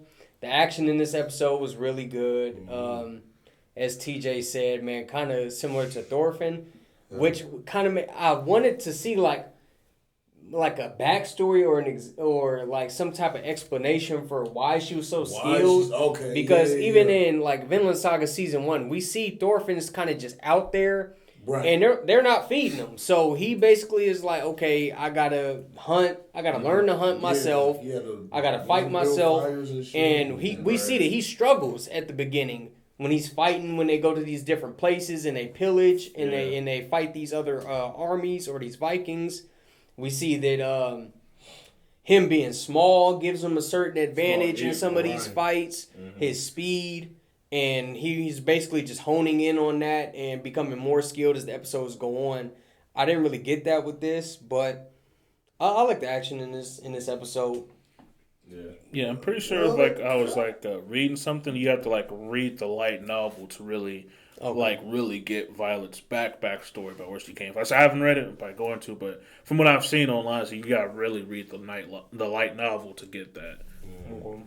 And I will say that they kinda like I understand what you're saying. Like now that you bring that up, I'm like that is a good point. They didn't really show that. We didn't really get a lot of that. So to see her so well versed just off the rip to us was kind of crazy. But like when she first got paired up with Gilbert, they had said something like, did you see her in the training grounds? But they made it a point to say like whatever, like whatever basic like feralness or aggression she had, I just kind of assumed like, okay, so the military, they gave her like military training that would have, supplemented and helped her like hone in and be like really efficient. But I don't know, I still was kind of like to this day, I'm still like really surprised they really had a child soldier. Like the only child soldier was on your side, and y'all won. Like she is like that. She is Violet Wick, but like, bro, like why is this little girl on the field? It's crazy. Yeah, I definitely had loved about this episode. Like it really showed how much of a like tool or like a dog of the army Violet was. Yeah. How they just looked at her as a Swiss Army knife. They didn't really look at her as a person, but seeing like the major trying to like humanize her in there, it was really good. Honestly, it was funny watching this little kid drop a 23 kill streak against a grown man. Literally. Yeah. No, but I really like this episode though. It's like really, really get to see like, oh, Violet, she was actually, it's like you really understand why she is the way she is. Right. Yeah. When it comes to like violence and stuff like that. It's like, damn, she was really out there just murdering everybody. Yeah, she was really in the field. Like, there's great action in this episode. I like the scene also with her and the major stopping at town for Thanksgiving, and we see basically the backstory of the scene from the first episode where the backstory behind him buying her the brooch and it being for like basically a Thanksgiving gift. Yeah. Episode 8 was pretty good. Just like you said, her going to town, her and Major sitting there on the wall. He's like, you did this. You the one. You're the reason why it's possible. And everything like that. That was pretty good. See Violet going through emotions once she actually found out that Major died, and then what's the dude's name right here? Egbert, what's his name? Hodgins. Yeah, Hodgins. Yeah. She confronted him about that. He was just like, eventually you gotta come to terms with this, and she just stormed out, and she's just like going out her own. And you see, everybody else is like, why would you tell her that? He's just like, hey, like now she's grown up. Now she needs to just get over it, pretty much. But yeah, the flashbacks was pretty cool. The action was amazing.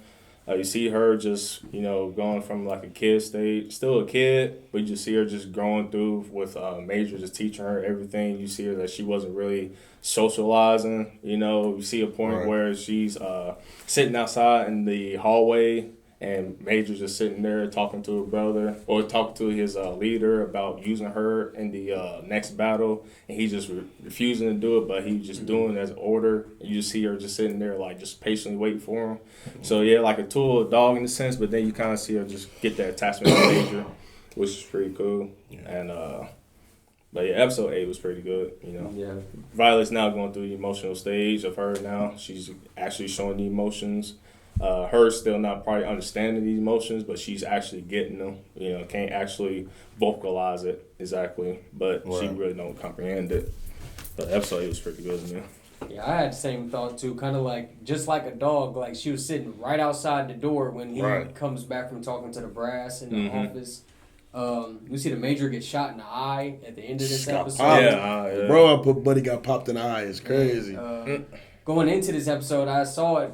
Once I seen it was going to be this type of flashback episode, I was like, okay, I bet you, like, Violet, she loses her arms protecting the Major. I noted that down at the beginning. Like, that's going to happen. That's going to be how she loses her arms. Yeah, that was Friday. It was like one shot, one arm just taken. I was just like, really? That's how snap was? They got the dirty cow. Yeah, I was like, okay, I guess. Yeah, I ain't gonna lie, that was a crazy shot. Yeah, that was pretty crazy, especially when her squad went to the castle and they just got ambushed. Everybody got mowed down. You see her and the Major just hiding. They all come out just straight John Wick and kill everybody in one shot. I'm just like, damn, really? Nah, catastrophic death even between those two. Like, okay, that's cool. It was interesting to see how like gruesome like the animators were. Yeah. I didn't really expect. I thought it was really gonna show, but they really kind of. Yeah, I was like I'm like, okay, we get to see her lose 2 arms. This dude gets shot in the eye, and they just like, it's like some red over his eye. I'm like, you don't see like a hole in his head. Yeah, like, come on, bro. So I was kind of like, it was gory in some parts, but in other parts they kind of like shied away from showing as much gore as they could have shown. Well, you know how censorship is. So it's probably like a lot of censorship issues, especially having a hole in somebody in their head. Man, he said, yeah, man, that bullet really hurt, man. Right. I'm like, God, this dude is still alive, bro. Yeah, that was pretty crazy. All right, y'all got anything else for 8? Nah. 8. Nah, man. No, not for real. No. All right. Yeah, I got everything. Somebody want to take us into 9? Oh, man, I got you. All right, go ahead. I got you for 9, man. 9 was crazy, man.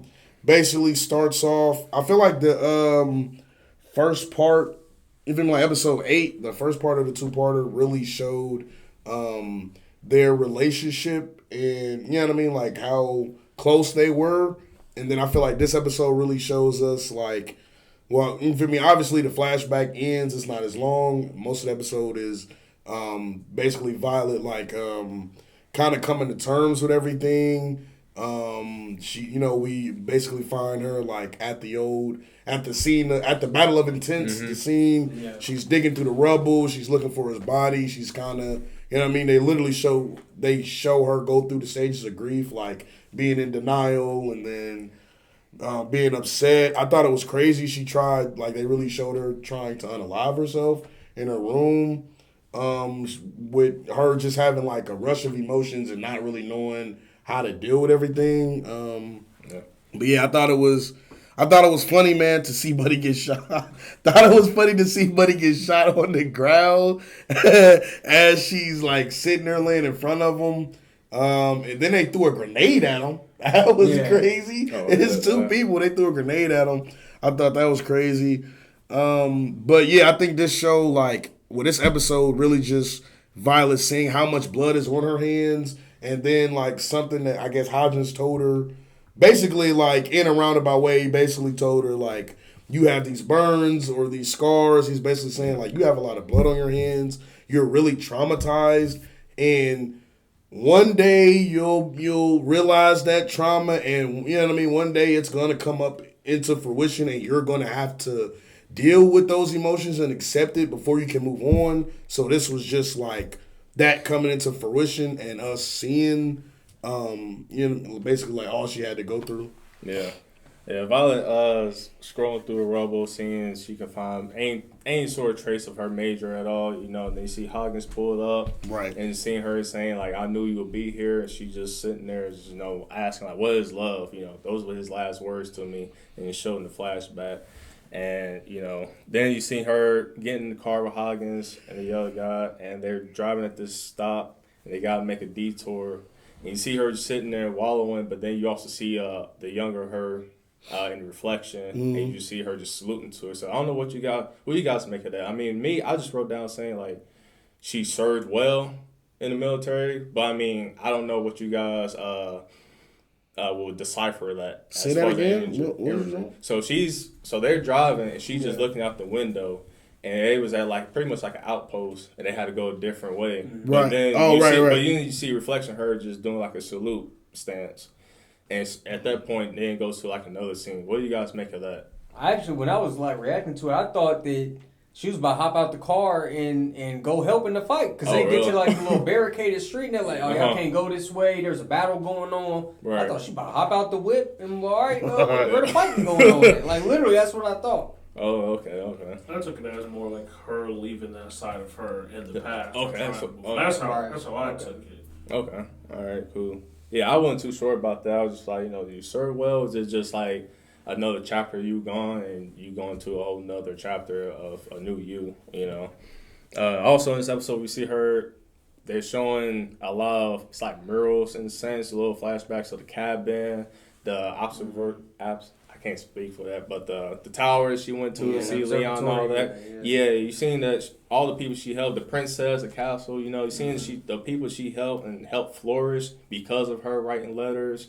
That was pretty cool, and it's showing that you're not a tool. No matter what the Major's brother said, you know, you're actually a human being who's just helping other people. You know, but. Yeah, that's all I got for the episode. Yeah, I like that scene too. A lot of callbacks to the earlier episodes. I think she's like walking down the street and there's like posters, and she sees like a picture in a newspaper of another one of the clients she helped. Yeah. So basically, just this whole idea of what she's doing now is help people regardless of like the sins she may have committed in the past. The work that she's doing now is still important and is helping people. Yeah. I thought it was interesting going back to the beginning of the episode, like TJ kind of hit on. When they're like walking away and they're like getting shot at and basically the guy throwing the grenade on the remnants of like this enemy battalion that they fought, this like the surviving remnants.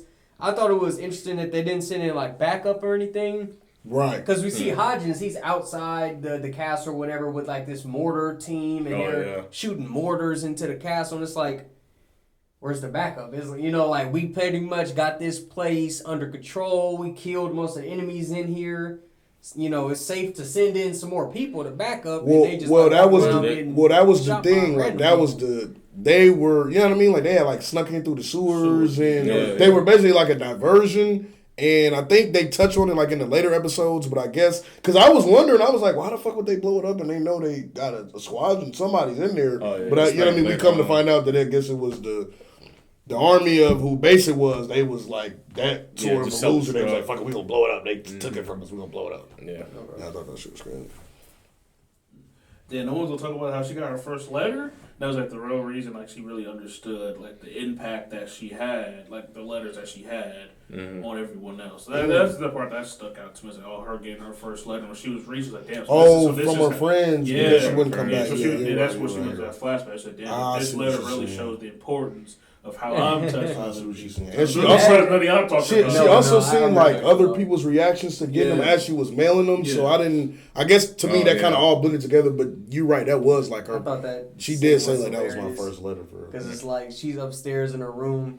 And she's like, oh man, I just lost a loved one. Right. And I'm like, oh man, they asking her, hey, you gonna come back to work? You ready to come back to work? You ready to come back to now work? They got her co-workers writing her letters like, hey, you coming back to work? We miss you. We need you. We need you right this way. Right, you a famous out of memory dog. Yeah. We need you. We know it's been like a day. You had a loss in the family.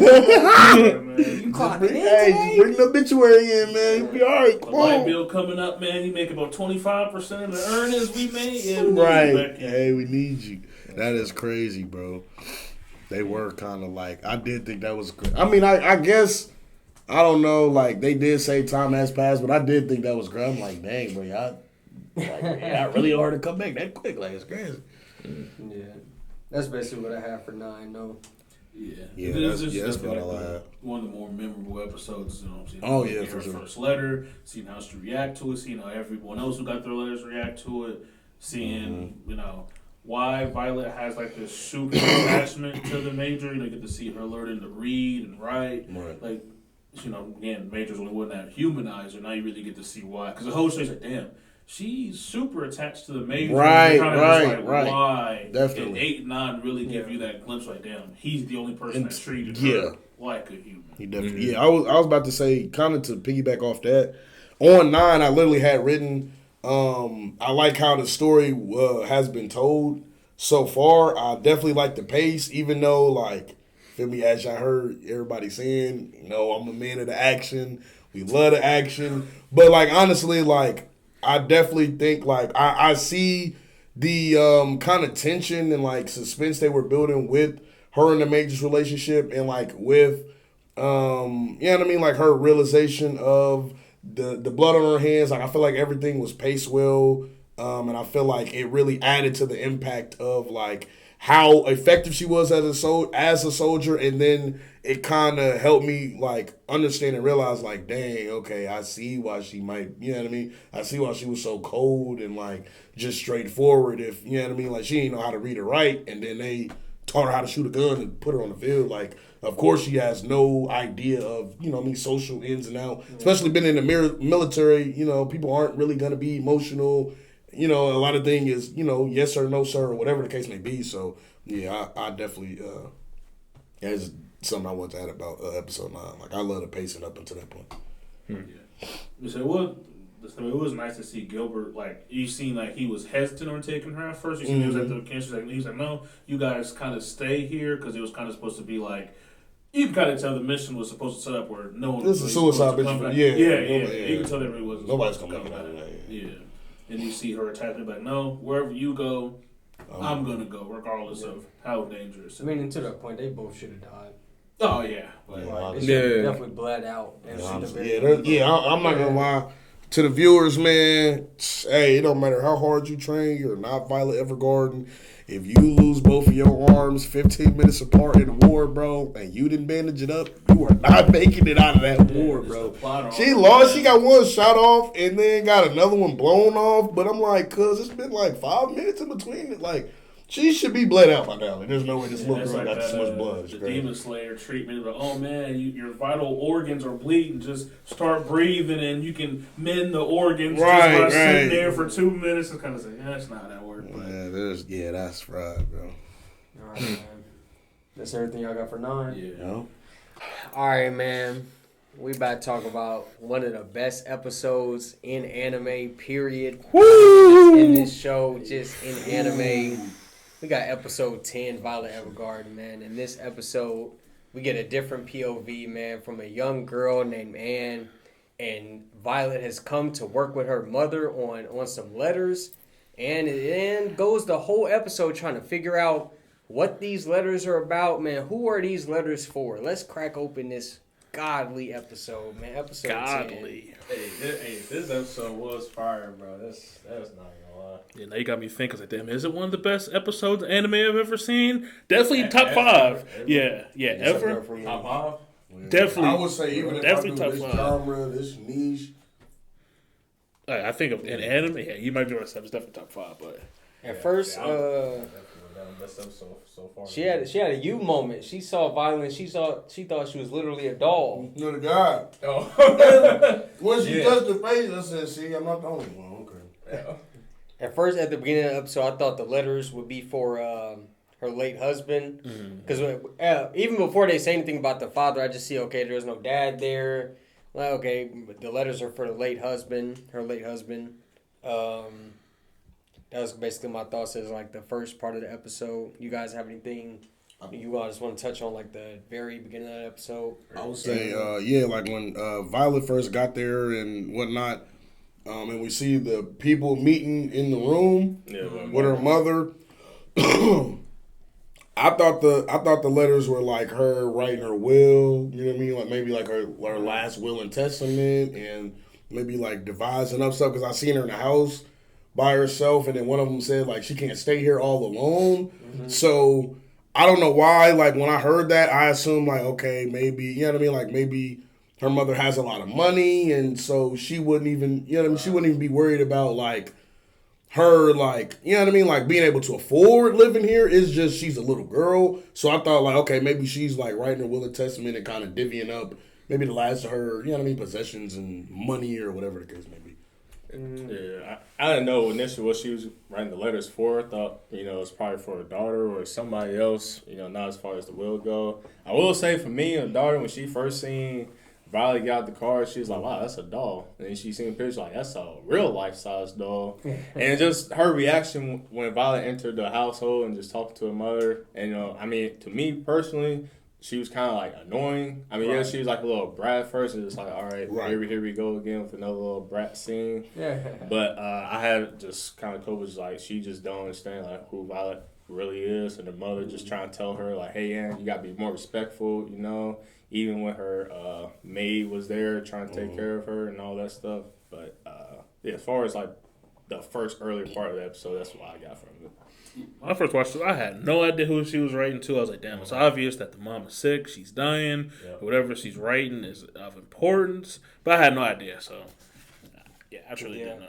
I kind of, I like the Anne's quote at the beginning. She's seeing Violet walk up and she's like, you know, from the moment I saw her, I knew she was bad news. And I was like, yeah, she's not really a dog. You know, Violet to this point has almost been like a Grim Reaper of sorts. It's like wherever she goes, it's like bad things happen. She almost like the Grim Reaper. So I like that quote from her. We learn this is a 7-day stay for Violet, so this is a lengthy assignment. 7-day stay. Anne has to entertain Violet. I like that scene. Oh yeah, when the mother goes back to bed and she's like, "Well, you gotta do something for her." Right. Yeah, no, I thought it was funny when she was giving her. Yeah, she gave her a doll. She's like, "How do I use it?" Oh, how's a doll not know how to play with a doll? It's just like, yeah. I thought that was good. I think there were a lot of beautiful shots in this episode. The shot of the teacup. They kind of zoomed in on that one. Just different things like that, like the field outside the house. I think when they first showed the sunroom that they would be writing in, I thought that was like a great shot. Like I was like, yeah, this animation, like this art style, like everything kind of culminated in that in this episode as far as like the music and the art style and stuff for me. Yeah, this episode is definitely pretty good. And when as Violet's writing out, you know, a letter for her mother in the first day or two.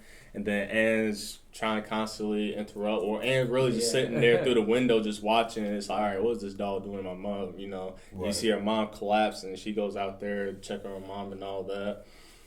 Then you see glyphs of Anne trying to help out, you know, with the maid. The maid just like, you know, you're not, you know, this is for my job. You know, you just, you know, relax. Trying to use like any excuse to like get out there to just get out there and just being nosy. Yeah, and then and then another one that kind of got out to me was when she finally able to talk to her mom, just like ask her like the letters for, and her mom just like letters for someone far away. That's when at first I was like, was it her mother or her husband, something like that? Yeah, I just assumed that, or family or something. Yeah, my first reaction, my first go through watching them, just I had, like Dwayne said, I had no idea what she's writing the letters for anybody. My second go through, after seeing the second time, it was just like, oh, it's for you. You just don't know it yet. Right. And it was just like, it just held so much when she said that, in my opinion, when she said someone far away, because, you know, you see her mother's sick, you know, she's trying to, this 7-day period, just get everything out there just for the setup for Anne's life. And it just held so much weight to it, in my opinion, as far as like the midway of the episode goes. And then you just see more Anne's trying to just kill time, and just even asking Violet, how long are you gonna be with my mother? And Violet just like 7 days. Right, couple of days. Yeah, a couple of days, and then you can have her, and you see her just playing with her the whole time, trying to keep her occupied. But yeah, midway episode 10 was pretty damn good. Yeah, I like that scene where they start to like build almost like a big sister, little Little sister sister, bond. yeah. It's like Violet. Oh yeah. He just keeps asking her like, "Do this with me, do this." I'd definitely say like this episode has some of my favorite characters. Like, you know what I mean? Even before I got like the full gist and weight of it, like, but I think like the mother and Anne, I think they were very real characters.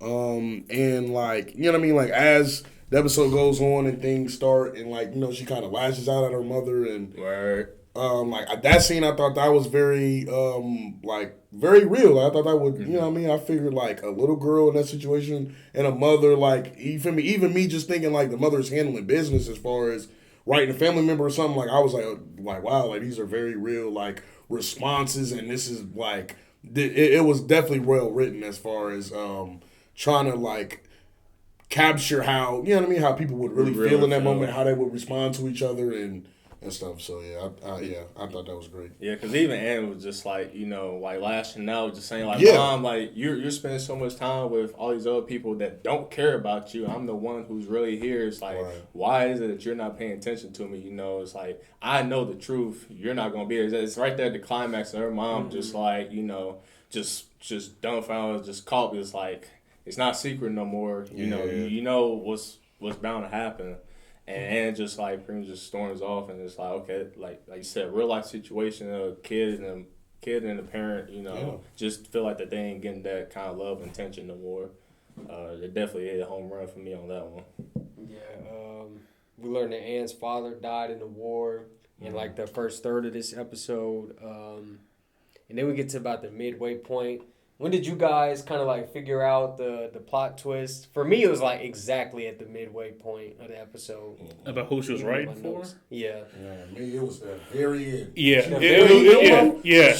When she was reading them motherfucking letters and it showed the montage, I said, "Oh fuck, that was not no business. Those were for you." Yeah, like, my first watch through, I didn't know. It took me to the very end. Like, I was kind of suspicious, you know what I mean, because we, like you said, like we knew, like, okay, her dad is gone. You feel me? So, but up until the very end, I still was maintaining like she was in. You know what I mean? She had to write letters for family. That's interesting because I thought they kind of hinted at it enough, and I wrote literally the midpoint of my notes. I had Violet is writing the letters to Anne. That is the reason why this episode is from Anne's POV, because I'm like, it doesn't make sense. If she was writing the letters to, you know, the dad that died or another family member, why would the show want to keep that a secret from us? What would be the reason for Anne's POV? Obviously, the reason is they want the audience to be kept secret, just like Anne is, right, of the fact of who are the letters for. Right. So it kind of clicked to me at the midway point of the episode, like, these have to be for her. That would be the only sensible reason as to why they would kind of create this mystery around who the letters are for.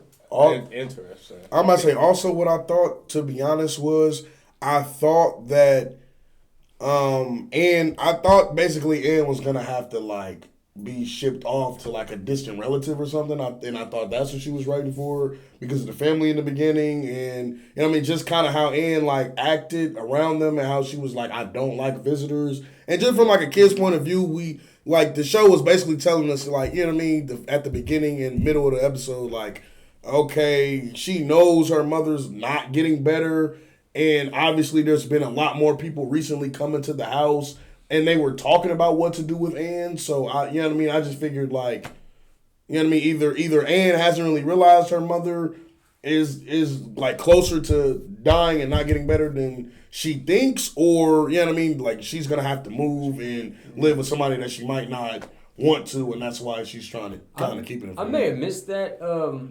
When I saw those things, I just thought those were like people coming to the house interested in buying the property. I didn't really. Yeah, that's what I thought. I may have missed it if they said something about it, but I didn't remember anything about them being family members. I just thought. I just assumed because you feel me. Also at the end of the episode, their silhouettes look similar. Like the one old lady that was in there. I could tell. I was like, oh, that's her. You feel me? I'm like, oh, that's her. And then also she was like. She told, like, when they were kicking her out, when she was like, all right, I got to write these letters, I got to get out. Mm-hmm. She was like, well, we got to talk about this. She can't stay here alone. That indicated to me, like, oh, they're all coming, which is why I thought it was also like maybe she got money because I don't know. Like in my mind, I just thought like they're all buying to see who's gonna take Ann and who's gonna get this motherfucking money. That was my whole thing. Like they're in, you know what I mean? Like they're in there like, and her mother is like, cause that's really not important right now. Like, you know what I mean? I got shit to do, so y'all gonna have to go. But yeah, I thought that they were like distant relatives or something. I thought it was like, hey, bro, you might as well sell me this house. Would you just gonna leave your daughter here in the house? Like, sell it to me. I looked at it as it was like neighbors or like family friends that were trying to adopt Anne, not necessarily them trying to like take the house or anything. But I definitely didn't think she was writing to Anne. The main reason was just the amount of letters that Violet was writing. I was like, maybe she's writing to multiple people. I was like, it was kind of like I didn't really think. I was like, oh, maybe she's just writing an abundance of letters to Anne. I was like, damn, she's writing a lot of letters, so maybe they're just a different people. But yeah, about that midway point, I kind of figured it out. But yeah, those are good points, though. That it could have been those other things, but just given the fact that they were doing such a job of keeping it secret, I was like, he's got to be for her. Because I seen that the mother was sick, but I didn't immediately jump to, oh, she's terminally ill. I just allowed her she's sick. Once I see her collapse and cough. You feel me? She like, oh, I'm gonna get better, and then once she lashed out, I'm like, yeah, but you're not getting better. Man. You're going to die. I had noted for that too. I was like, don't lie to your kids, man. Because kids, she kept on trying to put it off like, oh, I'm all right. Yeah, don't lie to your kids, because kids are, they smarter than we give them credit for a lot of times. Right. Definitely in situations like that, like, Ann was definitely aware, like, something's going on here.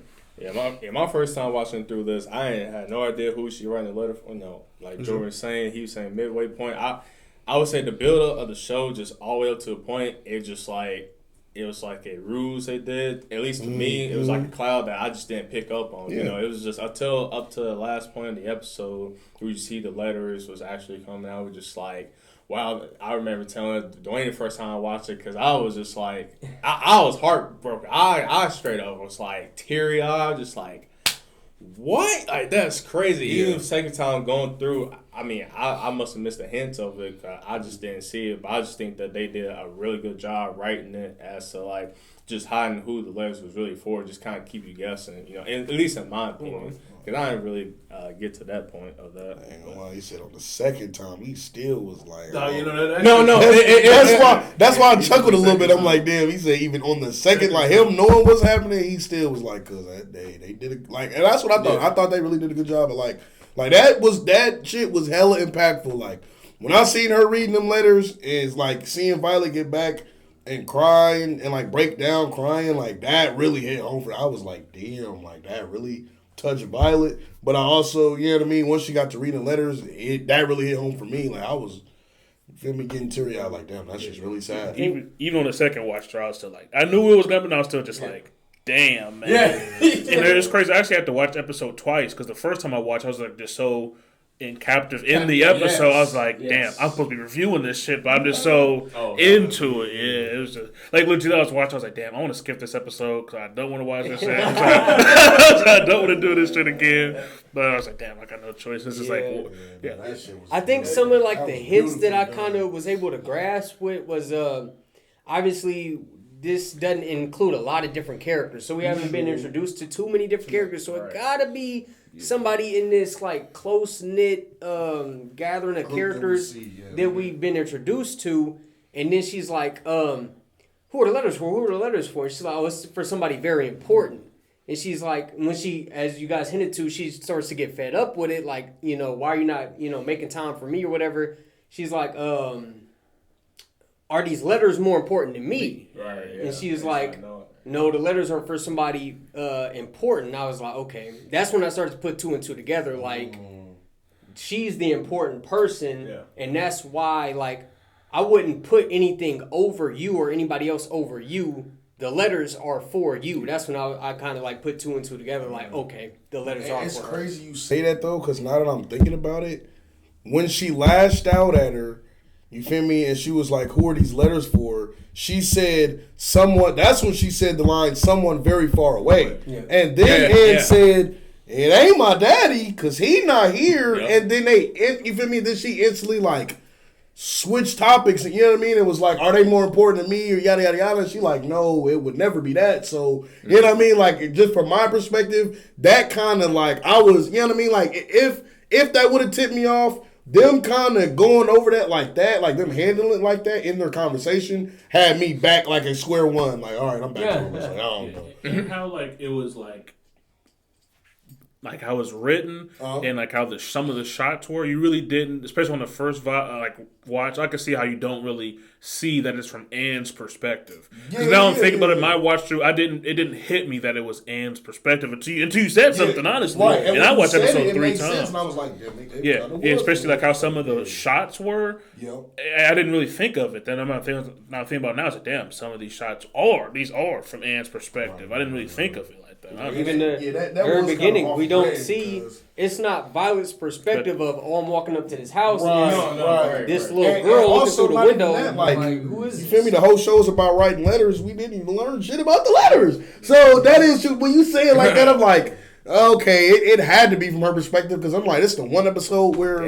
she's writing a letter and they're not even telling us what the fuck is going in the letter. Can't even hear. Yeah, right. Like, it just shows them like literally like miming, like we're out of earshot, like we can't hear it. So yeah, right. That's crazy. Yeah. Now that you put it like that and you said that, I'm like, I definitely see the clues you was picking up on, and I see how you ended up there. But I'm like, I was not on that trail, bro. Yeah, that's crazy. Yeah, that is crazy though. And then even later on in the episode, you see as dialogue going, but you see the time when Anne spent her time with her mother, and there's a specific scene, but you see, them at the tea. At the table and disappear. You see him on the swing, you see it disappear. Then you see her laying on the bed, and then you see it disappear. But then you see the bed, just the whole bed, and just disappear, just white sheets. And that right there, when I seen it, I was just like, all right, here we go. It was just like, here goes the waterworks. Yeah, here goes the waterworks. Because I watched it. It was on spring break. And I watched it all in one sitting, bro. That's where I really fucked up, bro. Because when you watch the episode, one episode a day or something like that, it's like you can break it up. But like when you watch it all at once, like the whole story at once, and it just hits you, it's just like. Because I tested that, because I was definitely, because I didn't finish it all, because I just literally started like early this morning, just finished from straight 7 to 8, or 7 to I'll finish it all right now, just like, all right, let me just go right through this and brush it, and then.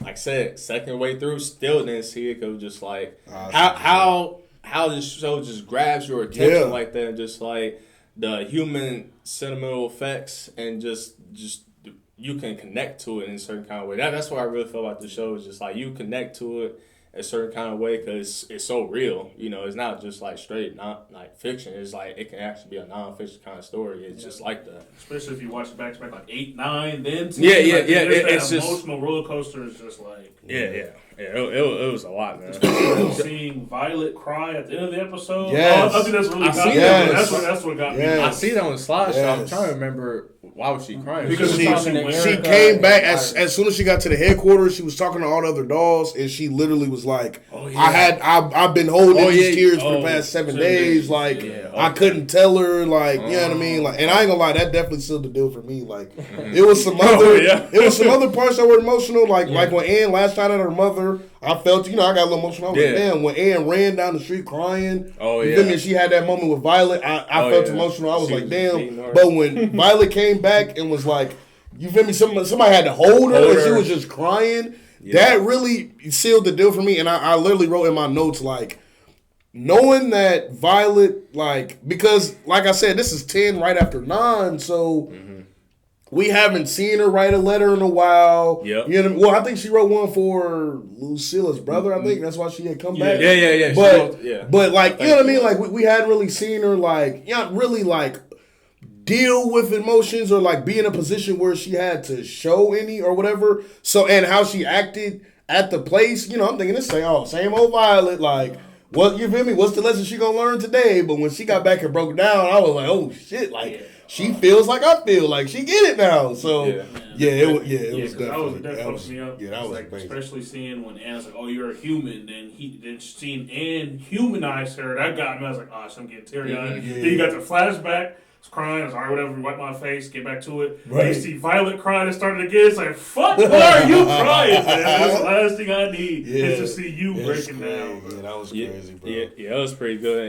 And reading all those letters, it was the first time going through. Yes. The first time Hearing going the through, letters, just like, yes. she wrote a letter for her birthday said, next year. And then it's like, yo. 10 years. And then the 15. And when you're 18, you're just like, she literally sat there and wrote for the rest of your life, you will get a letter from me. Because that's how much my love is for you. Like, it's such a thoughtful act, bro. Yeah, you so know, because thoughtful. because it was just like, it's second go through. I was thinking like, damn, if I had a child, why even think of that? Like, that wouldn't be something I would think of. Well, I mean, it was, but that's why I said it was very real because like people do like like when people pass, like you might hear people like, I got their last voice memo. You know what I mean? Like saved in a teddy bear or something. This was like the ultimate form of that. Like, so yeah, I ain't gonna lie, it was definitely touching, man. Yeah, best episode in the whole series, man. Definitely that. And then even I hadn't even finished it, and I was like, "Yeah, this is the best." yeah. I got 3 more, but yeah, this is the one right here. I can't lie. Yeah, then even Ann was saying like, love. She was reading from the letter, like, "Love will always love you," and it kind of reminds me. I'm pretty sure it showed in this episode, but it was like how Violet always carried that brooch. From a major, it was just like that's what the love was. When he first bought you that, it was just out of love because she didn't really experience that. And then I'm pretty sure they showed a shot of her grasping it. Yep. And it kind of just reminded me. I was like, wow, like that could be like symbolism for Violet, But that's what I wrote down. No, for as that goes. The only time I said this might actually be like a top 5 episode in any anime that I've seen. I can't lie. Like personally, this is one of the best episodes of an anime I've seen. Like that. I don't know where it ranks at. I'd have to really think about everything I've seen. It's definitely up there. But this is definitely, I'd definitely say this is up there for sure. This episode's up there like with Your Line and April's last episode. You seen Your Line and April, haven't you? Yeah, it's up there with that last episode. It's up there with that last episode because that episode was. You never see Your Lie in April? Oh, bro. I must have don't need you to recommend. There ain't no fight. You ain't gonna watch that. That should also have. That shit's definitely a tier. I've heard about it. I've heard of it. Yeah, it's definitely one of the better shows on Netflix. It's right up in there with episode 5 of Cowboy Bebop. With this episode? Yeah, this episode. Oh, for sure. It's right there with episode 5 from Cowboy Bebop. So 5, I don't know. I might have the what's the Madame Giraud nigga, the fat dude with the hat. That's a good episode right there, man. That episode can't even begin. Wrote by AI with hella guns. That nigga was a menace.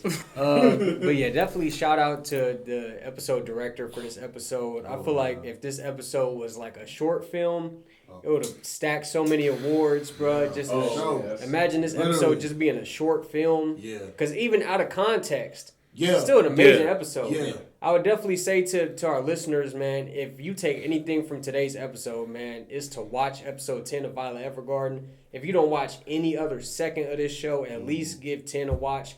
Even completely out of context, still an amazing episode. Low key, out of context, you would, it's still gonna be. But to be fair, if you watch episode 10, you don't want to watch the rest of it. Your taste is just shit. Just be honest. For real. Definitely recommend the series as a whole, but episode 10 before anything else. It's definitely above everything else. That definitely was a good series, man.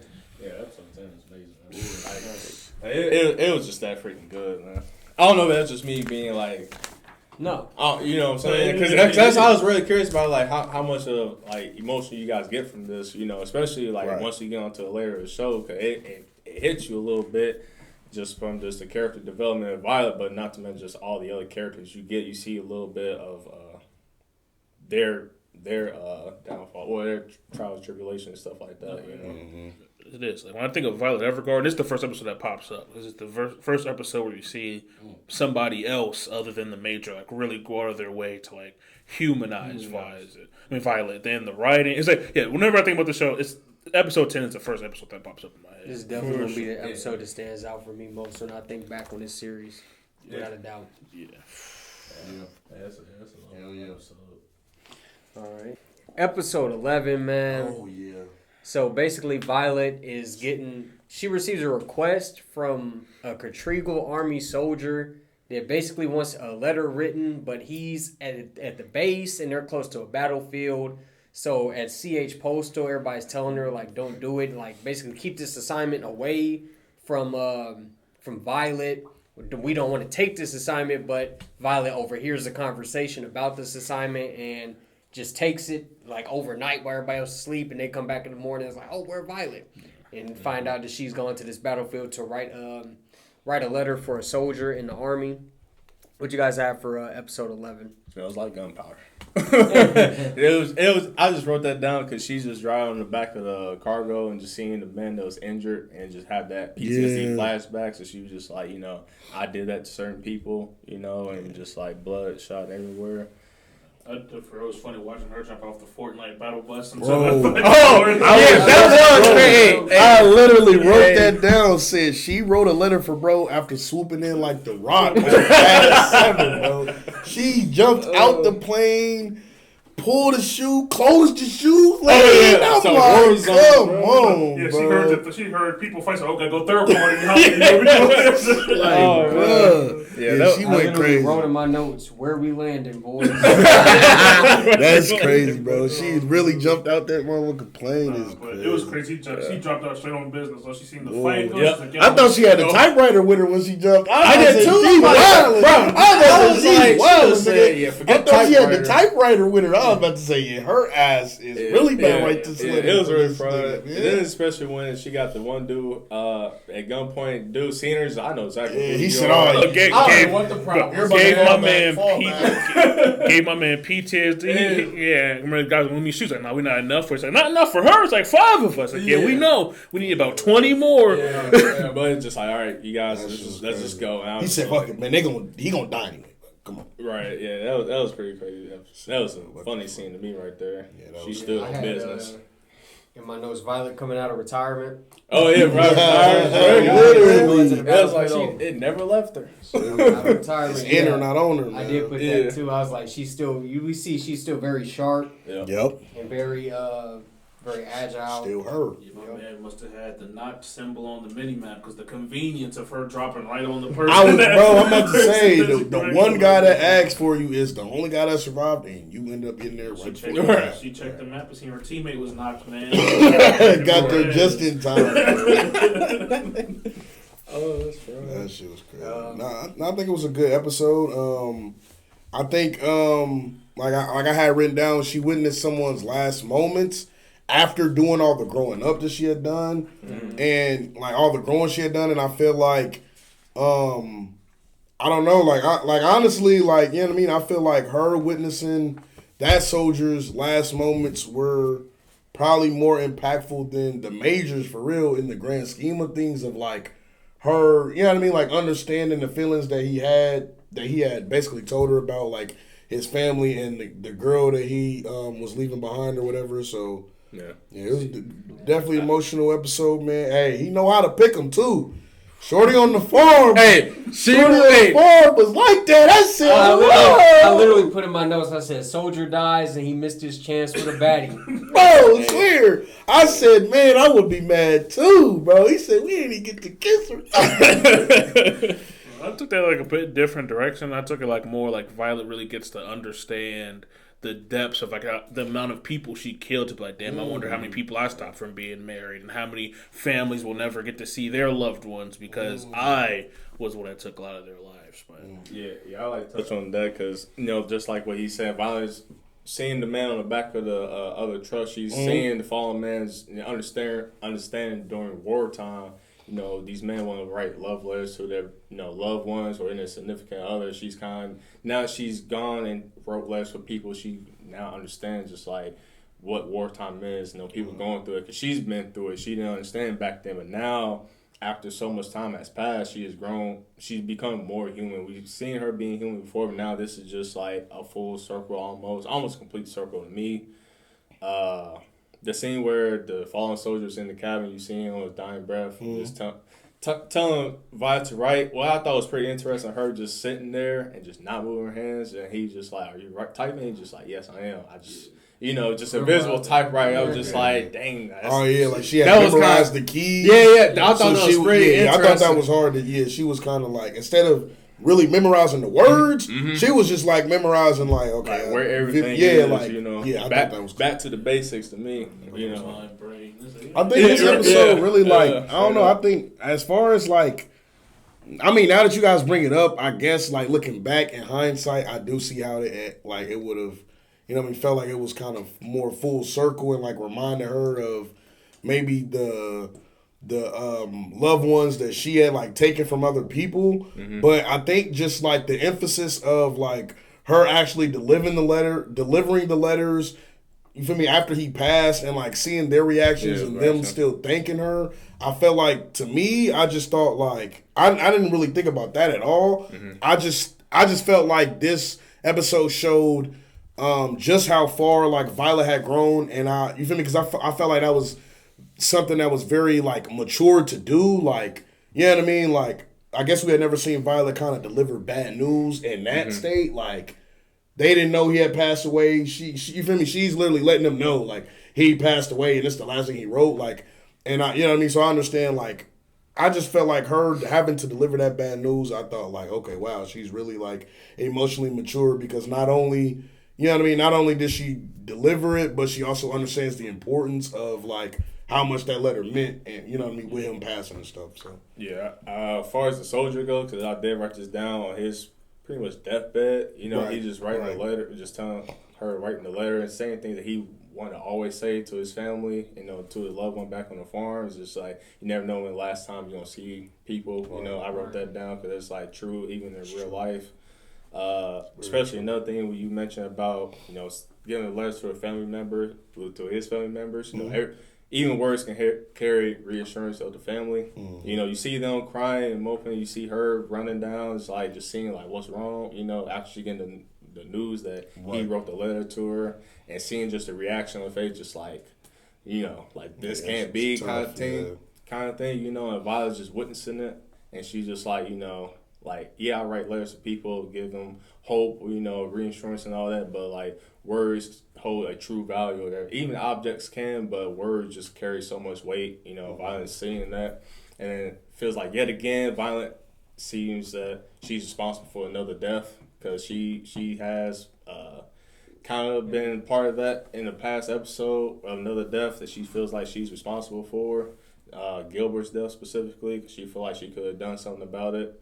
But this one, she's just experiencing life. Not everything can be controlled by you. Just things happen. That's why I wrote down. She just yet again feels responsible for another death, because she even mentions to them. They just saying, thank you for bringing this letter. She was like, I know, but I could have saved them. I could have been there. Did say, sorry, I couldn't save them. Yeah. That's why I say just like full circle. She just feels like that.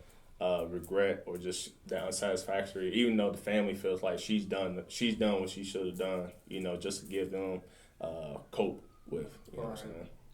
Yeah, this episode definitely had I wouldn't say doomed to fail from the beginning, but after trying to live up to episode 10. You holding higher standard like had that. A hard task to try to complete, follow up.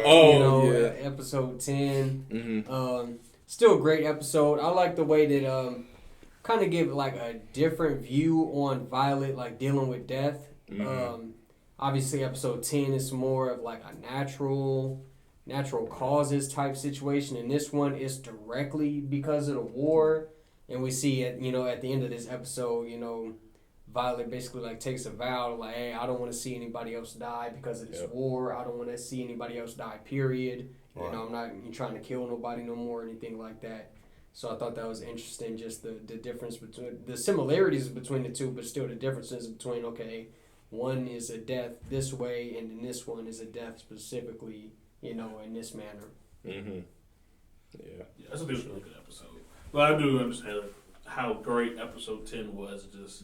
But I mean, compared to the rest of the episodes, it's a good, bro. Yeah, I didn't think about it like bro. that. No, I'm saying, but like, it's hard to compare episode 10 to any other episode.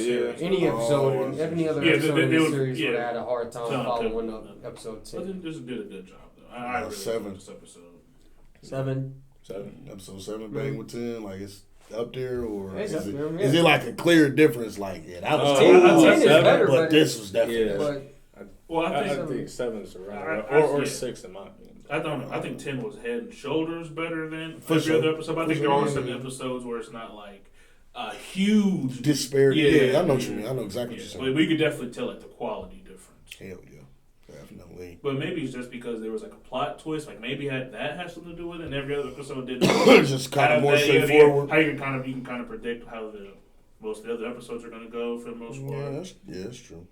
yeah, I had why did she give him the bloody rag The bloody with the note? I was like, that's gross. Well, I guess that was her That's way of gross really. to I say. guess that was her way of saying Like his proof. he's dead without me having to be like, hey, he's dead. Here goes the last letter.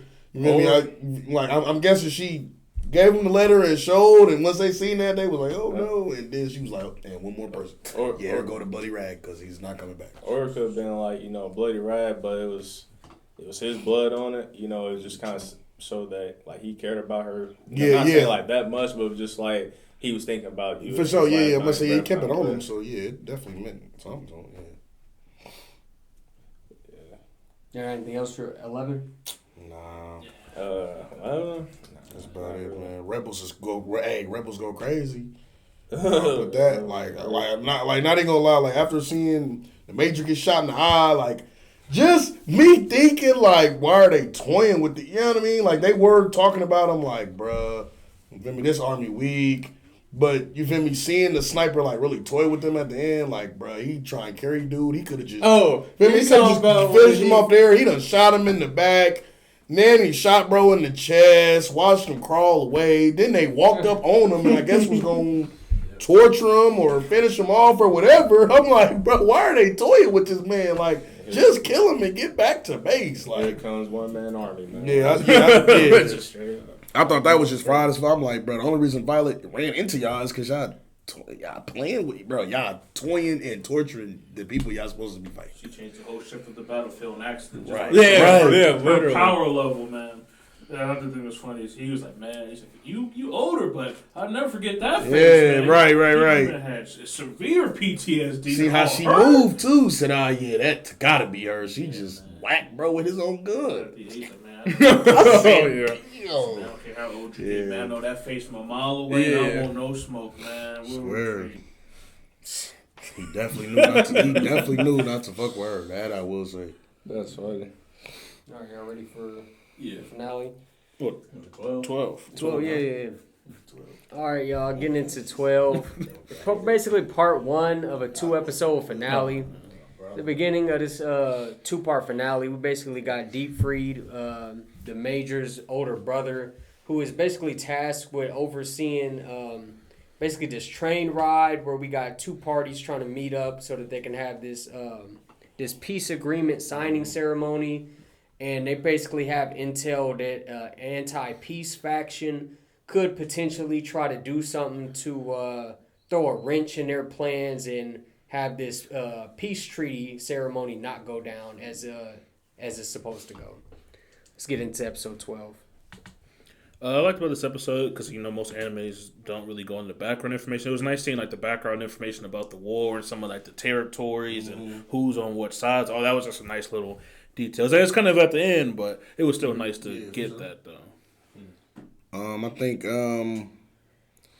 this episode was it was cool. I think they kind of touched on I don't know what's his name, Siegfried, D-Free, whatever his name is. He kind of had a run-in with Violet, and you know what I mean, he's basically just disrespecting her, like, oh, you're just a tool, like, I give your orders in a minute. Yeah. He didn't even want her to be on the train in the first place. But I also liked how it was very realistic in the sense that Violet was flying over and, seeing the fires, and just with Violet's, I guess, experience with war, she was able to see, like, okay, those were explosions, like, those were planned, like, you know what I mean? Like, she was able, I guess it looked, she was able to see it was more than just some random fires. Mm-hmm. And even though he doesn't like Violet, blames her for his brother's death, you feel me? Didn't want her on the train. The moment she like, man, I got valuable information, you feel me? He still was, you feel me? Like his real person response was like, actually, that might actually be very helpful. So we're gonna let you ride on the train, even though you feel me? I don't like it, whatever the case may be. Like, you feel me? It could have been very anime cliche. He could have been like, no, I don't want you on the train, and she would have to sneak on it or something. But just I liked how they were realistic in that sense. Like, bro, at this point in time, information is definitely important about the enemy forces and what they might be doing. So. Yeah, especially what's going on. She would have snuck on. She would have been running right. right. Oh, swear to God, just fucking with the train. full sprinting, man. Yeah, the whole journey too. Like no break. Just I got it. I'll keep up. He had a weird interaction with Catalina. Like as soon as she sees him, she don't even know who he is yet. And she's just like mad, disrespectful out of nowhere. I thought that scene was wild. Oh yeah. She was like, it's kind of just like an attitude. Like, yeah, that's shit. That's so brother. He was like, that's him. And they kind of talk. I wrote down Disney villain and Violet glazing was basically my summary of that scene because they like Violet's this, Violet's that, Violet's so awesome, Violet's so special. And he's on his Disney villain shit. He's like, fuck Violet. Like just talking bad about her for basically no reason. Mm-hmm. I do like later on in this episode, first, Catalina telling Violet to go home and go back to the post office after she tells her, like, yeah, man, we basically know that there might be enemy factions. Like trying to attack the train, and she's like, "No, you need to go home." But I did like later on in the episode we see there are soldiers. Like Deep Freed has his own crew, his soldiers that have come to basically help in this mission, and they basically their train compartment gets detached and they go through a separate rail. So Deep Freed and Violet basically have to team up to combat these anti-peace people that are trying to attack the train. Yeah, that's kind of a side note. It's kind of crazy. Like, you kind of forget how old Violet actually is. I know I'm, like, sitting there listening to it, like, listening to the 60s, and it's like, damn, it is kind of crazy. She's, like, 14 15, right. Yeah. Oh, that was shit, bro. Yeah. I didn't write too much for the episode other than just the brother just got consumed by hatred, and especially just the loss of his brother. He putting all the blame on Violet, and just like, you was there, you could, you're just a tool. Right, Your job was right. just be under him and make sure everything goes peachy. But I didn't write too much about episode 12. It didn't lead up the hype how like 10 or even 11. But I ain't got it too was much. just basically a setup episode. Yeah, right. Yeah. I was questioning who is this anti-peace faction and what is really their motives? Like, well, they were why would people, you be anti-peace? Well, That's what I was going to get into. Like, they're basic. We find out in this episode, basically, they're just like disgruntled soldiers who feel like after the war ended or whatever, they didn't really get the respect that they deserved or they wanted to get or they felt like they should get from being soldiers in the war after it ended. And so they just like, you know what? which is like a nice. And they was just kind of like, you know what I mean? They just kind of like, bro, like, we got hella comrades, like, hella people that fought and died. Like, for y'all to lose the war and then, you know what I mean? Like, not even, you know what I mean? They like, because now you trying to broker peace. We was just attack, and I believe they said earlier in the anime, like, they started it off, like, they attacked, you feel me, the other country for their resources. So it's kind of like, dang, like, we instigated this war and we lost, and now you expect us to be cool with just, like, you know what I mean, like a peace treaty. Like, now we got to basically accept defeat and basically, you know what I mean, like, admit that, okay, y'all got us. Yeah. They just turned into, like, almost as rebel, terrorist faction. Right, literally like a terrorist organization. Because they're not really doing the will of either of the countries. Cause they were causing a civil war, basically. Yeah, that's what. That's why they was like that. Base was in the base episode 11 was literally there, like, cause this is a civil war, and you know what I mean. That's why they were kind of talking shit, like, which is why I said I thought like them kind of toying with them on the battlefield. I was like, this is kind of like this hate, like this extra hate y'all got for the people of y'all country is kind of crazy, but. Yeah, I mean, I understand. I guess it just kind of, you know what I mean? They just kind of needed some villains at the end. They're like, fuck, we're just going to make these not good people. Like, the whole show's about understanding emotions, but these guys, fuck their emotions. They're a terrorist. So, yeah. You guys got anything else for 12? All I got written down other than what y'all said, man, was Violet Wick. Smacking nigga, you feel me? Taking on hella. I'm talking about hella enemy soldiers on the top of the train. She was going crazy. Another example of like an anime making it seem like it's nothing to be standing on top of a speeding Train. train Right. or a speeding car or something like that. I'm like, bro, come on now. And it's crazy. The only reason they got the upper hand, I noted, like, I specifically remember the only reason they got the upper hand on Violet was because one of their soldiers was about to fall off and die. Yeah. And she saved him. I'm like, wow, like, y'all lame. Like, y'all can't, you feel me? Y'all ain't gonna let her get her ones. Y'all ain't gonna back up. Be like, yeah, move him off the way first. Y'all, they literally attacked her, like, mid-lift up. Like, we want to kill you and him. I'm Bash like, the Stampede. Stampede. Yeah. It's like, I'm fighting everybody, but I'm not going to kill nobody. She thought she was Batman. Right. literally, she thought she was Spider-Man or something. Yeah. That was cool. All right, y'all ready for the last one? There we go. Finale. Finale, man. Episode 13. Basically got, coming off the end of the last episode, one guy standing in the anti-peace faction. Basically, Deep Freed and Violet take care of him. The anti-peace ceremony goes off without a hitch. The war is ended. Violet gets to go back home. Mm-hmm. They have like this letter, like aerial flyover show thing, and basically just puts a nice, tight, neat bow on Violet's character arc and the story up until when the movies come out.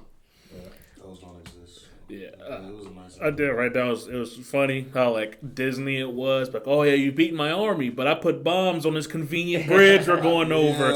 Then for Violet, another guy to conveniently know where the bomb was at. Bro, first off, when Buddy jumped off the train, I was like, okay, to kick the shit out. I'm like, bro, first off, what was he wearing? Where was he? It was them heels. I was like, where was he at? Where was he at on the train to even jump that far? I mean, obviously, Violet got a run, but it was just like, are you for real right now? Like that was I'm not gonna lie. It was wild to me. He was like Batman for real. I guess, man. Yeah, it was just it was convenient. They knew exactly where to jump off, and they knew exactly where the bombs was. I was just like, because you see where they were, and like the train didn't even come to a stop yet. It was just like, well, yeah, it was slowing down, but they slowed down. They definitely like just glide all the way over there and just kicked it off. And meanwhile, you got Violet with her 2 metal arms, just can't take out the damn bomb. Yeah, my man, I literally I was like, delivery boy turns into a fucking G.I. Joe. Yeah, but I was just like, he used to be a soldier, man. I give him a pass.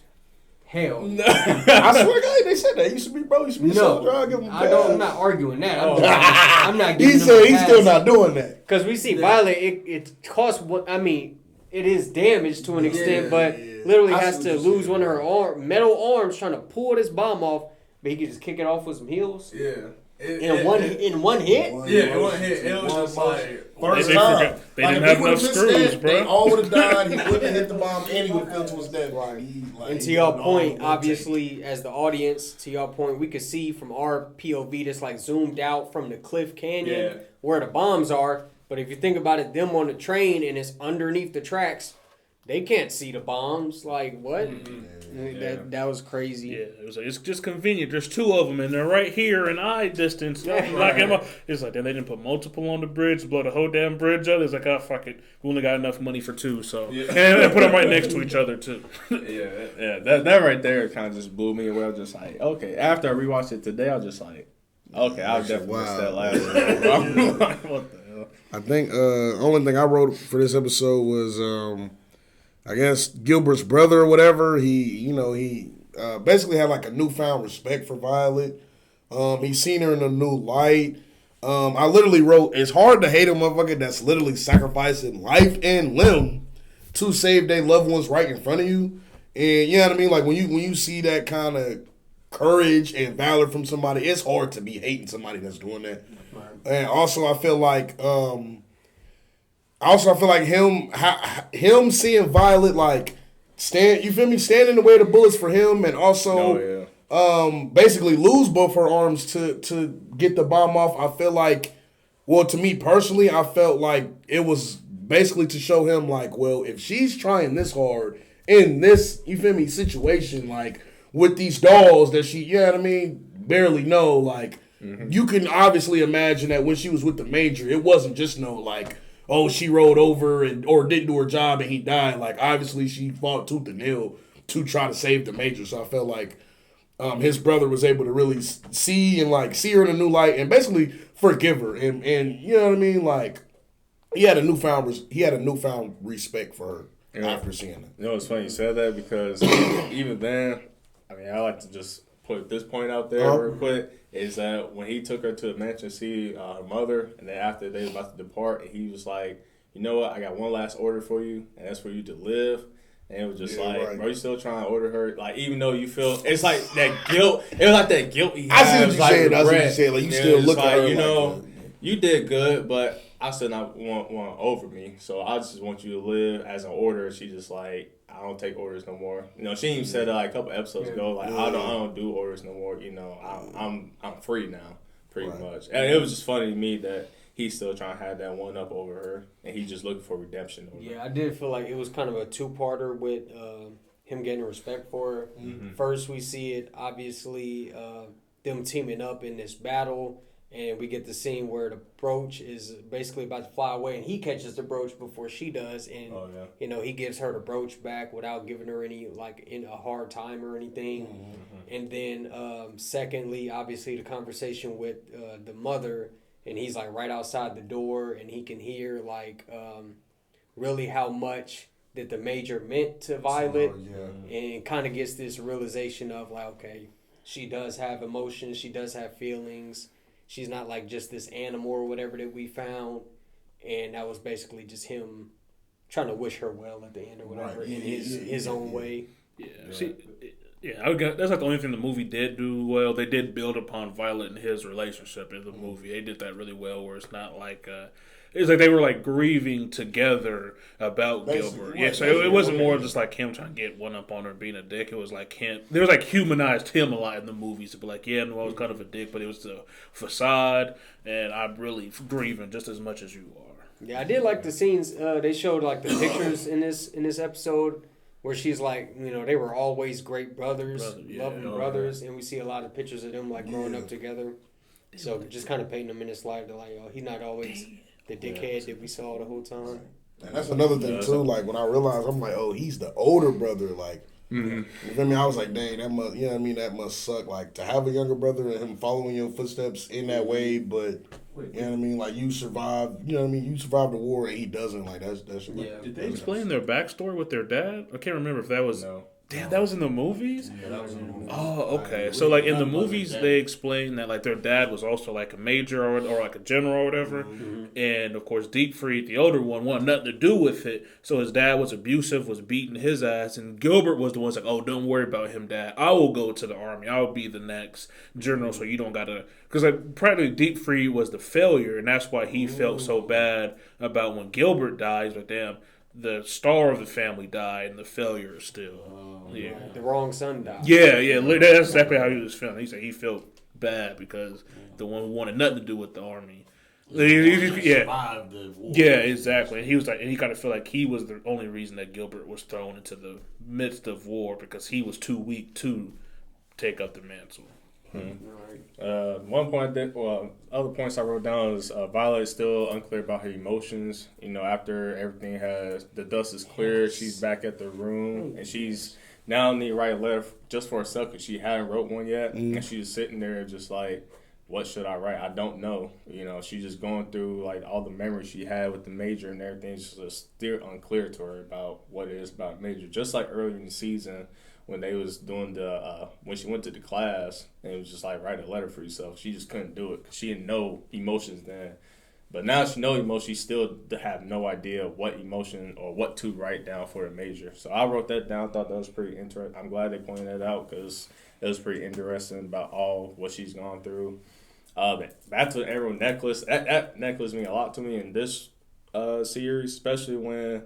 She just holds so much value to it, just that sentimental between her and the major. You know, she's kind of just now figuring out, like, this is the one true thing I remember of him. Like, I don't have a lot of memories. I forgot what episode it was. Maybe with this one, a couple of ones previous, but there was one that it pretty much she had nothing, or somebody said they didn't have anything, but she was just, it was pointed out to me, it was like, no, you have someone with you, she's always been with you the whole time. Mm-hmm. Just like a mother saying that it was funny and interesting. It was just that Bruce was just like his eyes. And it's like, previous episode, she mentioned it when he was walking through the town and he saw her, just like, what you stopping for? She was like, this looks just like your eyes. Right. And then it was funny because they had a flashback with a lady who was like, yeah, it's beautiful, isn't it? And she was like, beautiful. Like, what does beautiful mean? She was like, does that mean like pretty? And the lady's like, yeah, it is something like that. Right. And it was funny that the mother even saying like, the Bruce is just like his eyes. It's beautiful, right? She literally pointed it out. And she was like, it's beautiful. And even Violet was just like, I didn't know what beautiful meant even then, but now that I know it, it is beautiful. Yeah. And it was just that dialogue with her mother, just her agreeing with everything. She just like, yes, it is beautiful. Yes, this, her not knowing what it meant, it just held so much value in this show. For sure. Yeah, it was. Yeah, episode 13 was definitely that, especially that scene with her mother. Well, not her mother, but the brother's mother and all that. And then, how about you guys think about the letters falling to Violet Evergarden? I thought that was pretty nice, touching at the end. The letters was falling into the garden, but it was all Violet. It was a good shot. That was a great shot. I thought the scene with their mother was kind of funny because at first they kind of like play it as like she got Alzheimer's. She's not all the way like, there. oh, or where's something. Gilbert at? And then next thing you know, she's like, yeah, man, Gilbert's alive in our heart. And then just starts to talk about him. I'm like, you tried to play us. Oh, you tried to play us like you ain't know what was going on. I ain't gonna lie, I did notice that. I was like, at first I'm like, oh, she got Alzheimer's, and then I'm like, or she's Oracle. Okay, she may give life advice here. I'm like, okay, I guess. Man, getting to that last couple scenes, we see the letters falling down. Everybody's talking about the letter they wrote. We see Erica has like a crush on the delivery boy. Yeah, I did not see that the first time. And That was great. the delivery boy is upset because Catalea is pregnant, I guess from Hodgins or whatever. Is it real? I mean, was that the whole time? Because I was like, Is that what it was? That's what I had assumed because she's I thought they went out on a date or something. No, it was because, I thought there was it was because Hodgins wrote a letter to the unborn baby. I think maybe it was. That's what it looked like it was to his hypothetical child. Yeah, it was. It was I like think some. Catalea and Hodgins, I think thought it was Catalea and some Hodgins shit just slept together. But I can't see where you said that when I first went around. I thought that until I watched the movies. I was like, oh, there's no fucking baby. Oh, okay. I didn't think that just because they had showed like the delivery dude and Catalea like interacting with each other. They had kind of like set their relationship up with like, they're kind of like two sides of the same coin. Like they kind of butt heads a lot, but you can tell that there is like, some like attraction and like there is something like there. So, but I mean, Hodges also was like, I don't know. I thought he had like went on a date with her or something. Yeah, They slept. But even in the movies, they don't really like. Catalea? I mean, they don't really build on that. What is the other girl name? Not Iris, but Erica. Yeah, Erica. Like in the movies, like she ends up working and making plays with the playwright. Yeah. So they end up getting together, but they don't really get into that in the movie. So we don't really know who Hodgins and Catalea and Iris end up with. So it's kind of just ambiguous. Yeah, I thought that she was pregnant. Yeah. My first. Especially when I can see why you say guys that. like a reaction. Yeah, I can see why you say that. I mean, maybe it was, but they at least in the movies you don't get that vibe. Yeah, you don't get that vibe. I'm looking about playing my man's to the left. He wear heels, but he been here the whole time. So you better not be mismanaging. Never mind. I ain't gonna talk about that, man. That's crazy. And just my final thoughts. Personally, I was disappointed by Violet's final letter. I thought her final letter should have just simply said goodbye to Gilbert. Basically, Love you too. really tying up her character arc and basically just her being able to finally move on with her life and just be able to deal with the fact that, okay, he's gone. I can finally confront that. I can deal with that. He's gone. It's okay. Life moves on, and I can finally like really say goodbye. But instead, of course, we get the letter where she's like, basically just like talking to him, like, "How was your day? Yada yada yada. I still believe you're alive. You know, maybe I hope you're doing well. Maybe it's autumn, maybe it's winter, whatever." And I was just like, that was just me personally. I want to see you guys' thoughts on her final letter, but I thought she should have just simply been like, all right, goodbye. Yeah, I can see where he said if that was initially supposed to be the end of the series, then I could agree with you. But because that's not where her storyline ends. But I much have rather it ended like that, honestly. I'm not gonna lie. I thought maybe I wasn't paying attention at the end because I thought her last letter did what you said as far as just wrapped it up. Like, all right, hey man, you live on in my heart. Like, you know what I mean? I grew a lot. I'm learning a lot of stuff. But yeah, so. I definitely took that as like she still has this attachment. She hasn't given up hope. Oh yeah, okay. Yeah, I'm gonna say I didn't even. That's what I'm saying. I don't even remember hearing like her saying like I think you're still alive. If I would have heard that, I'd have been like, yeah, she's fucking bugging. Yeah, she definitely said. But I was thinking like her last letter, she's bugging. Like her finally understanding like what he meant by saying I love you, and she kind of just reciprocating that in the letters. Like I finally went through all these events, and I finally understood what you meant by that and how much that significantly means to me. And she just write that down as a letter, just as a wrap up. But my first go through, it was just like, okay, that's a cool wrap up for me. And then obviously she go on to the next mission, and she's going to the next house. I didn't know if it was on an island, wherever it was. And you see her knock on the door, and she's like bowing down, and she like said her name and like paused and smiled. And when I seen that the first time, I was like, there's no way it's Gilbert. Right. I was like, who the fuck? There's no way. I was like, who the fuck's behind the door? Because it's either Gilbert or somebody else that she holds some value of, but there's no one else but Gilbert. And then that's when Dwayne told me first time, I was like, no, it's a movie out, and it's like, I guess him or somebody else spoiled for me. I'm just like, are you for real? That's wild. That man. After credit scene, because there you do see she's kind of like surprised when she sees who's behind the door. Yeah, but we don't see who it is. Yeah. They pulled a Code Geass. Literally. With C2 in the wagon talking to, who is it? All right. You got anything else for the last episode? I give it a 9 out of 10, man. Straight to it. I thought it was a great show. Can't lie. I thought the last episode was great. I didn't watch the movies. I did, you know what I mean? Like, just from the series, from what I got, I felt like it was great, man. Great show, great music. Like I said, animation was great. I like the direction that they went with more like the watercolor type, different colors and like, I guess art style. I like that. Yeah, man, great show, great action, great character development. Like, can't really, complain. I don't have anything, like, I wouldn't change anything. You know what I mean? I didn't watch the movies, like, maybe that didn't wrap it up well, or, you know what I mean? Maybe they ruined it with that. But as far as the series go, like, I wouldn't change anything, bro. I think everything was top notch for it. Yeah, don't watch the movies. Go ahead. Well, for my sake growing through, I mean, it's still rated for me like 9 out of 10, almost, probably more than that. But it all around just a great show to me. I did not know what to get into when I first watched it. It was damn amazing, man. And even my second go around through, I was just like, damn, this show's freaking good, man. Like, I don't know how it got snubbed that year when it came out, but just that, like T said, the animation style is what caught my eye first time. The soundtrack that they used and each scene was amazing. The depth that they used for the character development of Violet Evergarden was pretty good. Even some of the side characters, you get some of them that you just like love or just grow attached to just a little bit. You want to see where their life goes and just what their spiral events happen to them, how it influenced them to be who they are. I thought that was pretty amazing. Art design was great. Like you said, water palette, color design, everything was amazing. A lot of symbolism and different objects.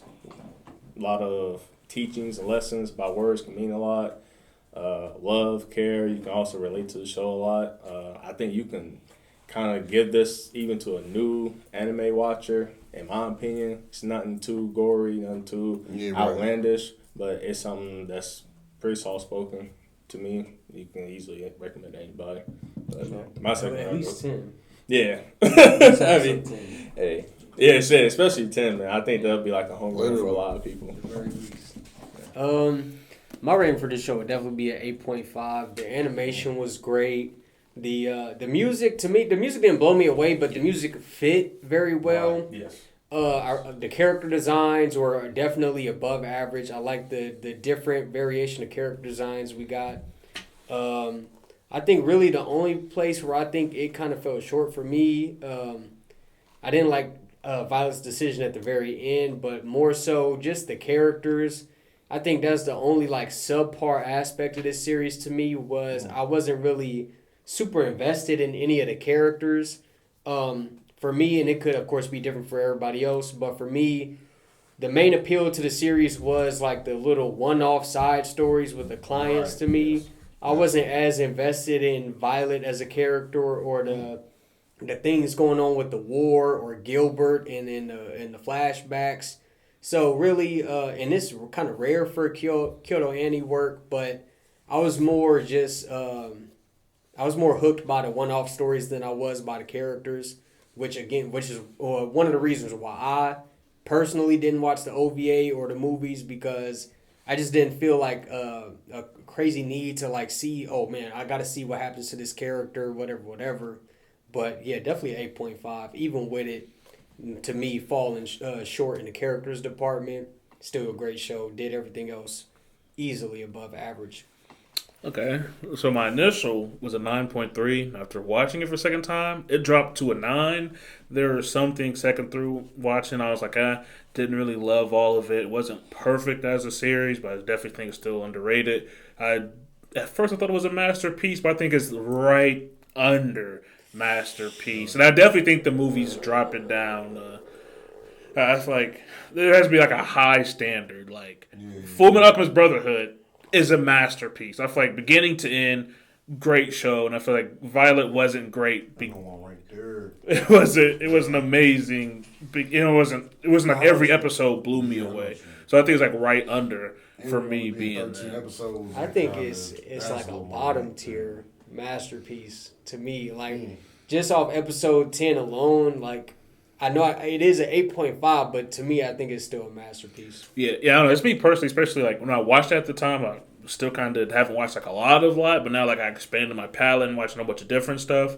It's great as it's like right beneath, and maybe as time goes on, I think that's like the one thing that really shows what a masterpiece anime is, like how it survives time. You know, that's why Fullmetal Alchemist Brotherhood, despite it being out for so long, people still have it so high rated. So. But that's just me personally. It dropped a little bit, but not anything crazy. Yeah, I would still, to me personally, I'd still give it masterpiece. With more length, obviously it was only 13 episodes, so it's kind of hard to really build up the characters as much as a longer series has to build up its characters. But it's hard for me to say it's only 13 episodes. One of the episodes is one of the greatest episodes of anime of all time. So it's almost impossible for me to not put it at least somewhere in that like masterpiece class, in that realm. But yeah. Maybe it's like the movies just I still have a bad taste in my mouth after. Because honestly, if I didn't watch the movies, I probably would stay as a masterpiece. What about excluding the movie, just the TV? It's hard not to, bro. Just because I know, like me personally, like me knowing how it goes from beginning to end, knowing the ending, and that, like the Disney ass ending's kind of just like. It just leaves a bad taste in my mouth. But yeah, I guess if I didn't watch the movies, I probably would still some masterpiece. But I think the movies just bring it, which is still crazy to me that the movies are higher rated than the actual show on Mal. Which that's Mal for you. Yeah, I didn't even touch on Jordan saying about even without watching the movies, this show itself is just that great of a show. You know, I mean, even just seeing the group chat you guys talking about, just like. Man, I'd rather you guys not even talk about it, man, because y'all just need to watch just episode 1 through 13. And that's just great as is, you know. I ain't hear too much about the movies other than a couple of spoilers, but I'm like, even second go through it's that good of a 13 episode show that I don't even think you need the movies, to be honest with you. But that's just my opinion. Yeah, on they it, could have included it with that, and I would have been happy. I definitely understand why there was a demand for more. But yeah, I get I understand. I get it. All right. Anybody else got any more closing thoughts? No. Violet Evergarden, man. All right, man. That's been this week's episode, man. Violet Evergarden. Definitely a great recommendation. definitely setting the expectations high for whatever Dwayne brings to us next time his turn comes around. But without being said, man, we got TJ with his first turn. What you got for us, man? All right, child. We're going to be watching the first season of Fairy Tale. Nah, bullshit. Man. So, show I got, man. I'm going to just break it down. I haven't seen it. Heard a lot about it, man. Went home, did my research. Didn't spoil it for myself at all. But I had to look and see, like, what was the consensus online. I went on Mal. I seen what was people talking about. Where can we find it? So basically, man, what we will be watching is a show called Heavenly Delusion. It's only on Hulu.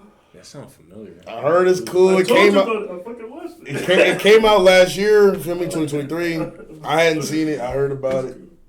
You feel me? I heard that one was hard. I ain't gonna lie. I heard somebody describe it like what really got like it was between that and another show.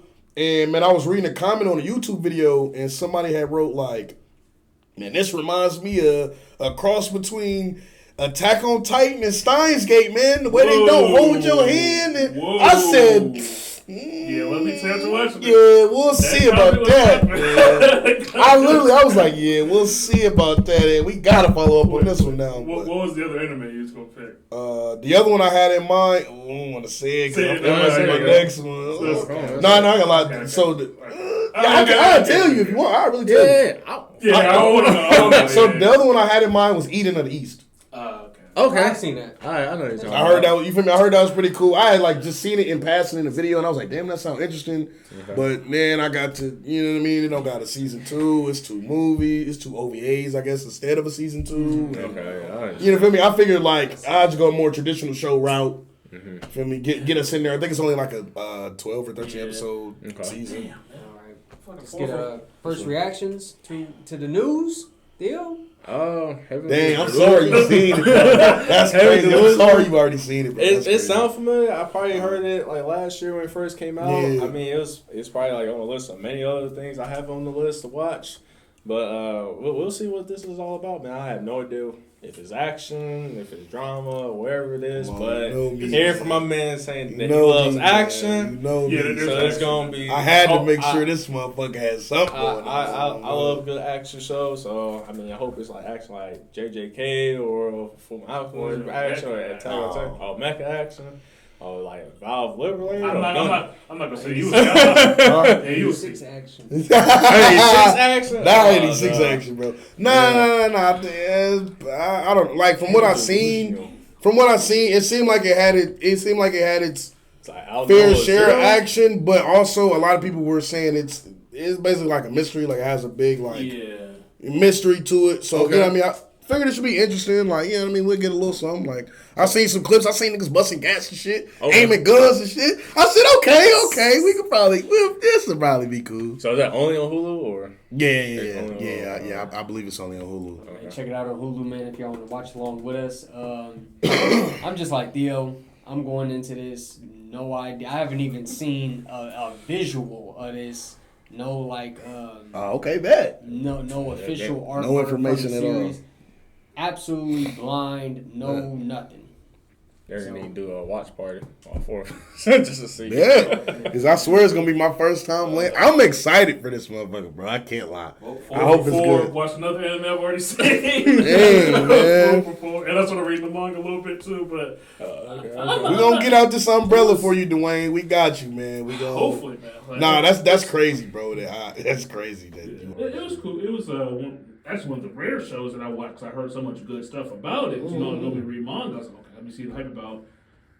I think it's gonna be interesting to see what you 3 think because I have my strong opinion. I don't think rewatching it is gonna change my opinion, but I'm interested to see what you 3 are gonna say. Good, bad. That opinion is it pretty good or is it like? Are you saying the problems you had with it the first time you feel like you gonna have again? I don't say I have like a lot of problems. It's just hard for me to review like a show like that because it's not finished. Because there's definitely gonna be a season 2. Yeah, and that's also something that you feel me seen, and you know what I mean. I guess a lot of comments that I seen said like basically, I guess it didn't do very well the first, you know what I mean, like when it first dropped or whatever. Like, so a lot of people were saying that, you feel me, the studio kind of wrote it like there could be more, but they know they might not get to make another season. So they said it ended off in a good place. Because that was something I wanted to make sure too. Like, how was the ending? You feel me? I didn't want to watch something that, with it being so recent, I didn't want to watch something that was like, you know what I mean? Like, we'll be sitting here shitty, like, dang, where's the next season? Or something that we wouldn't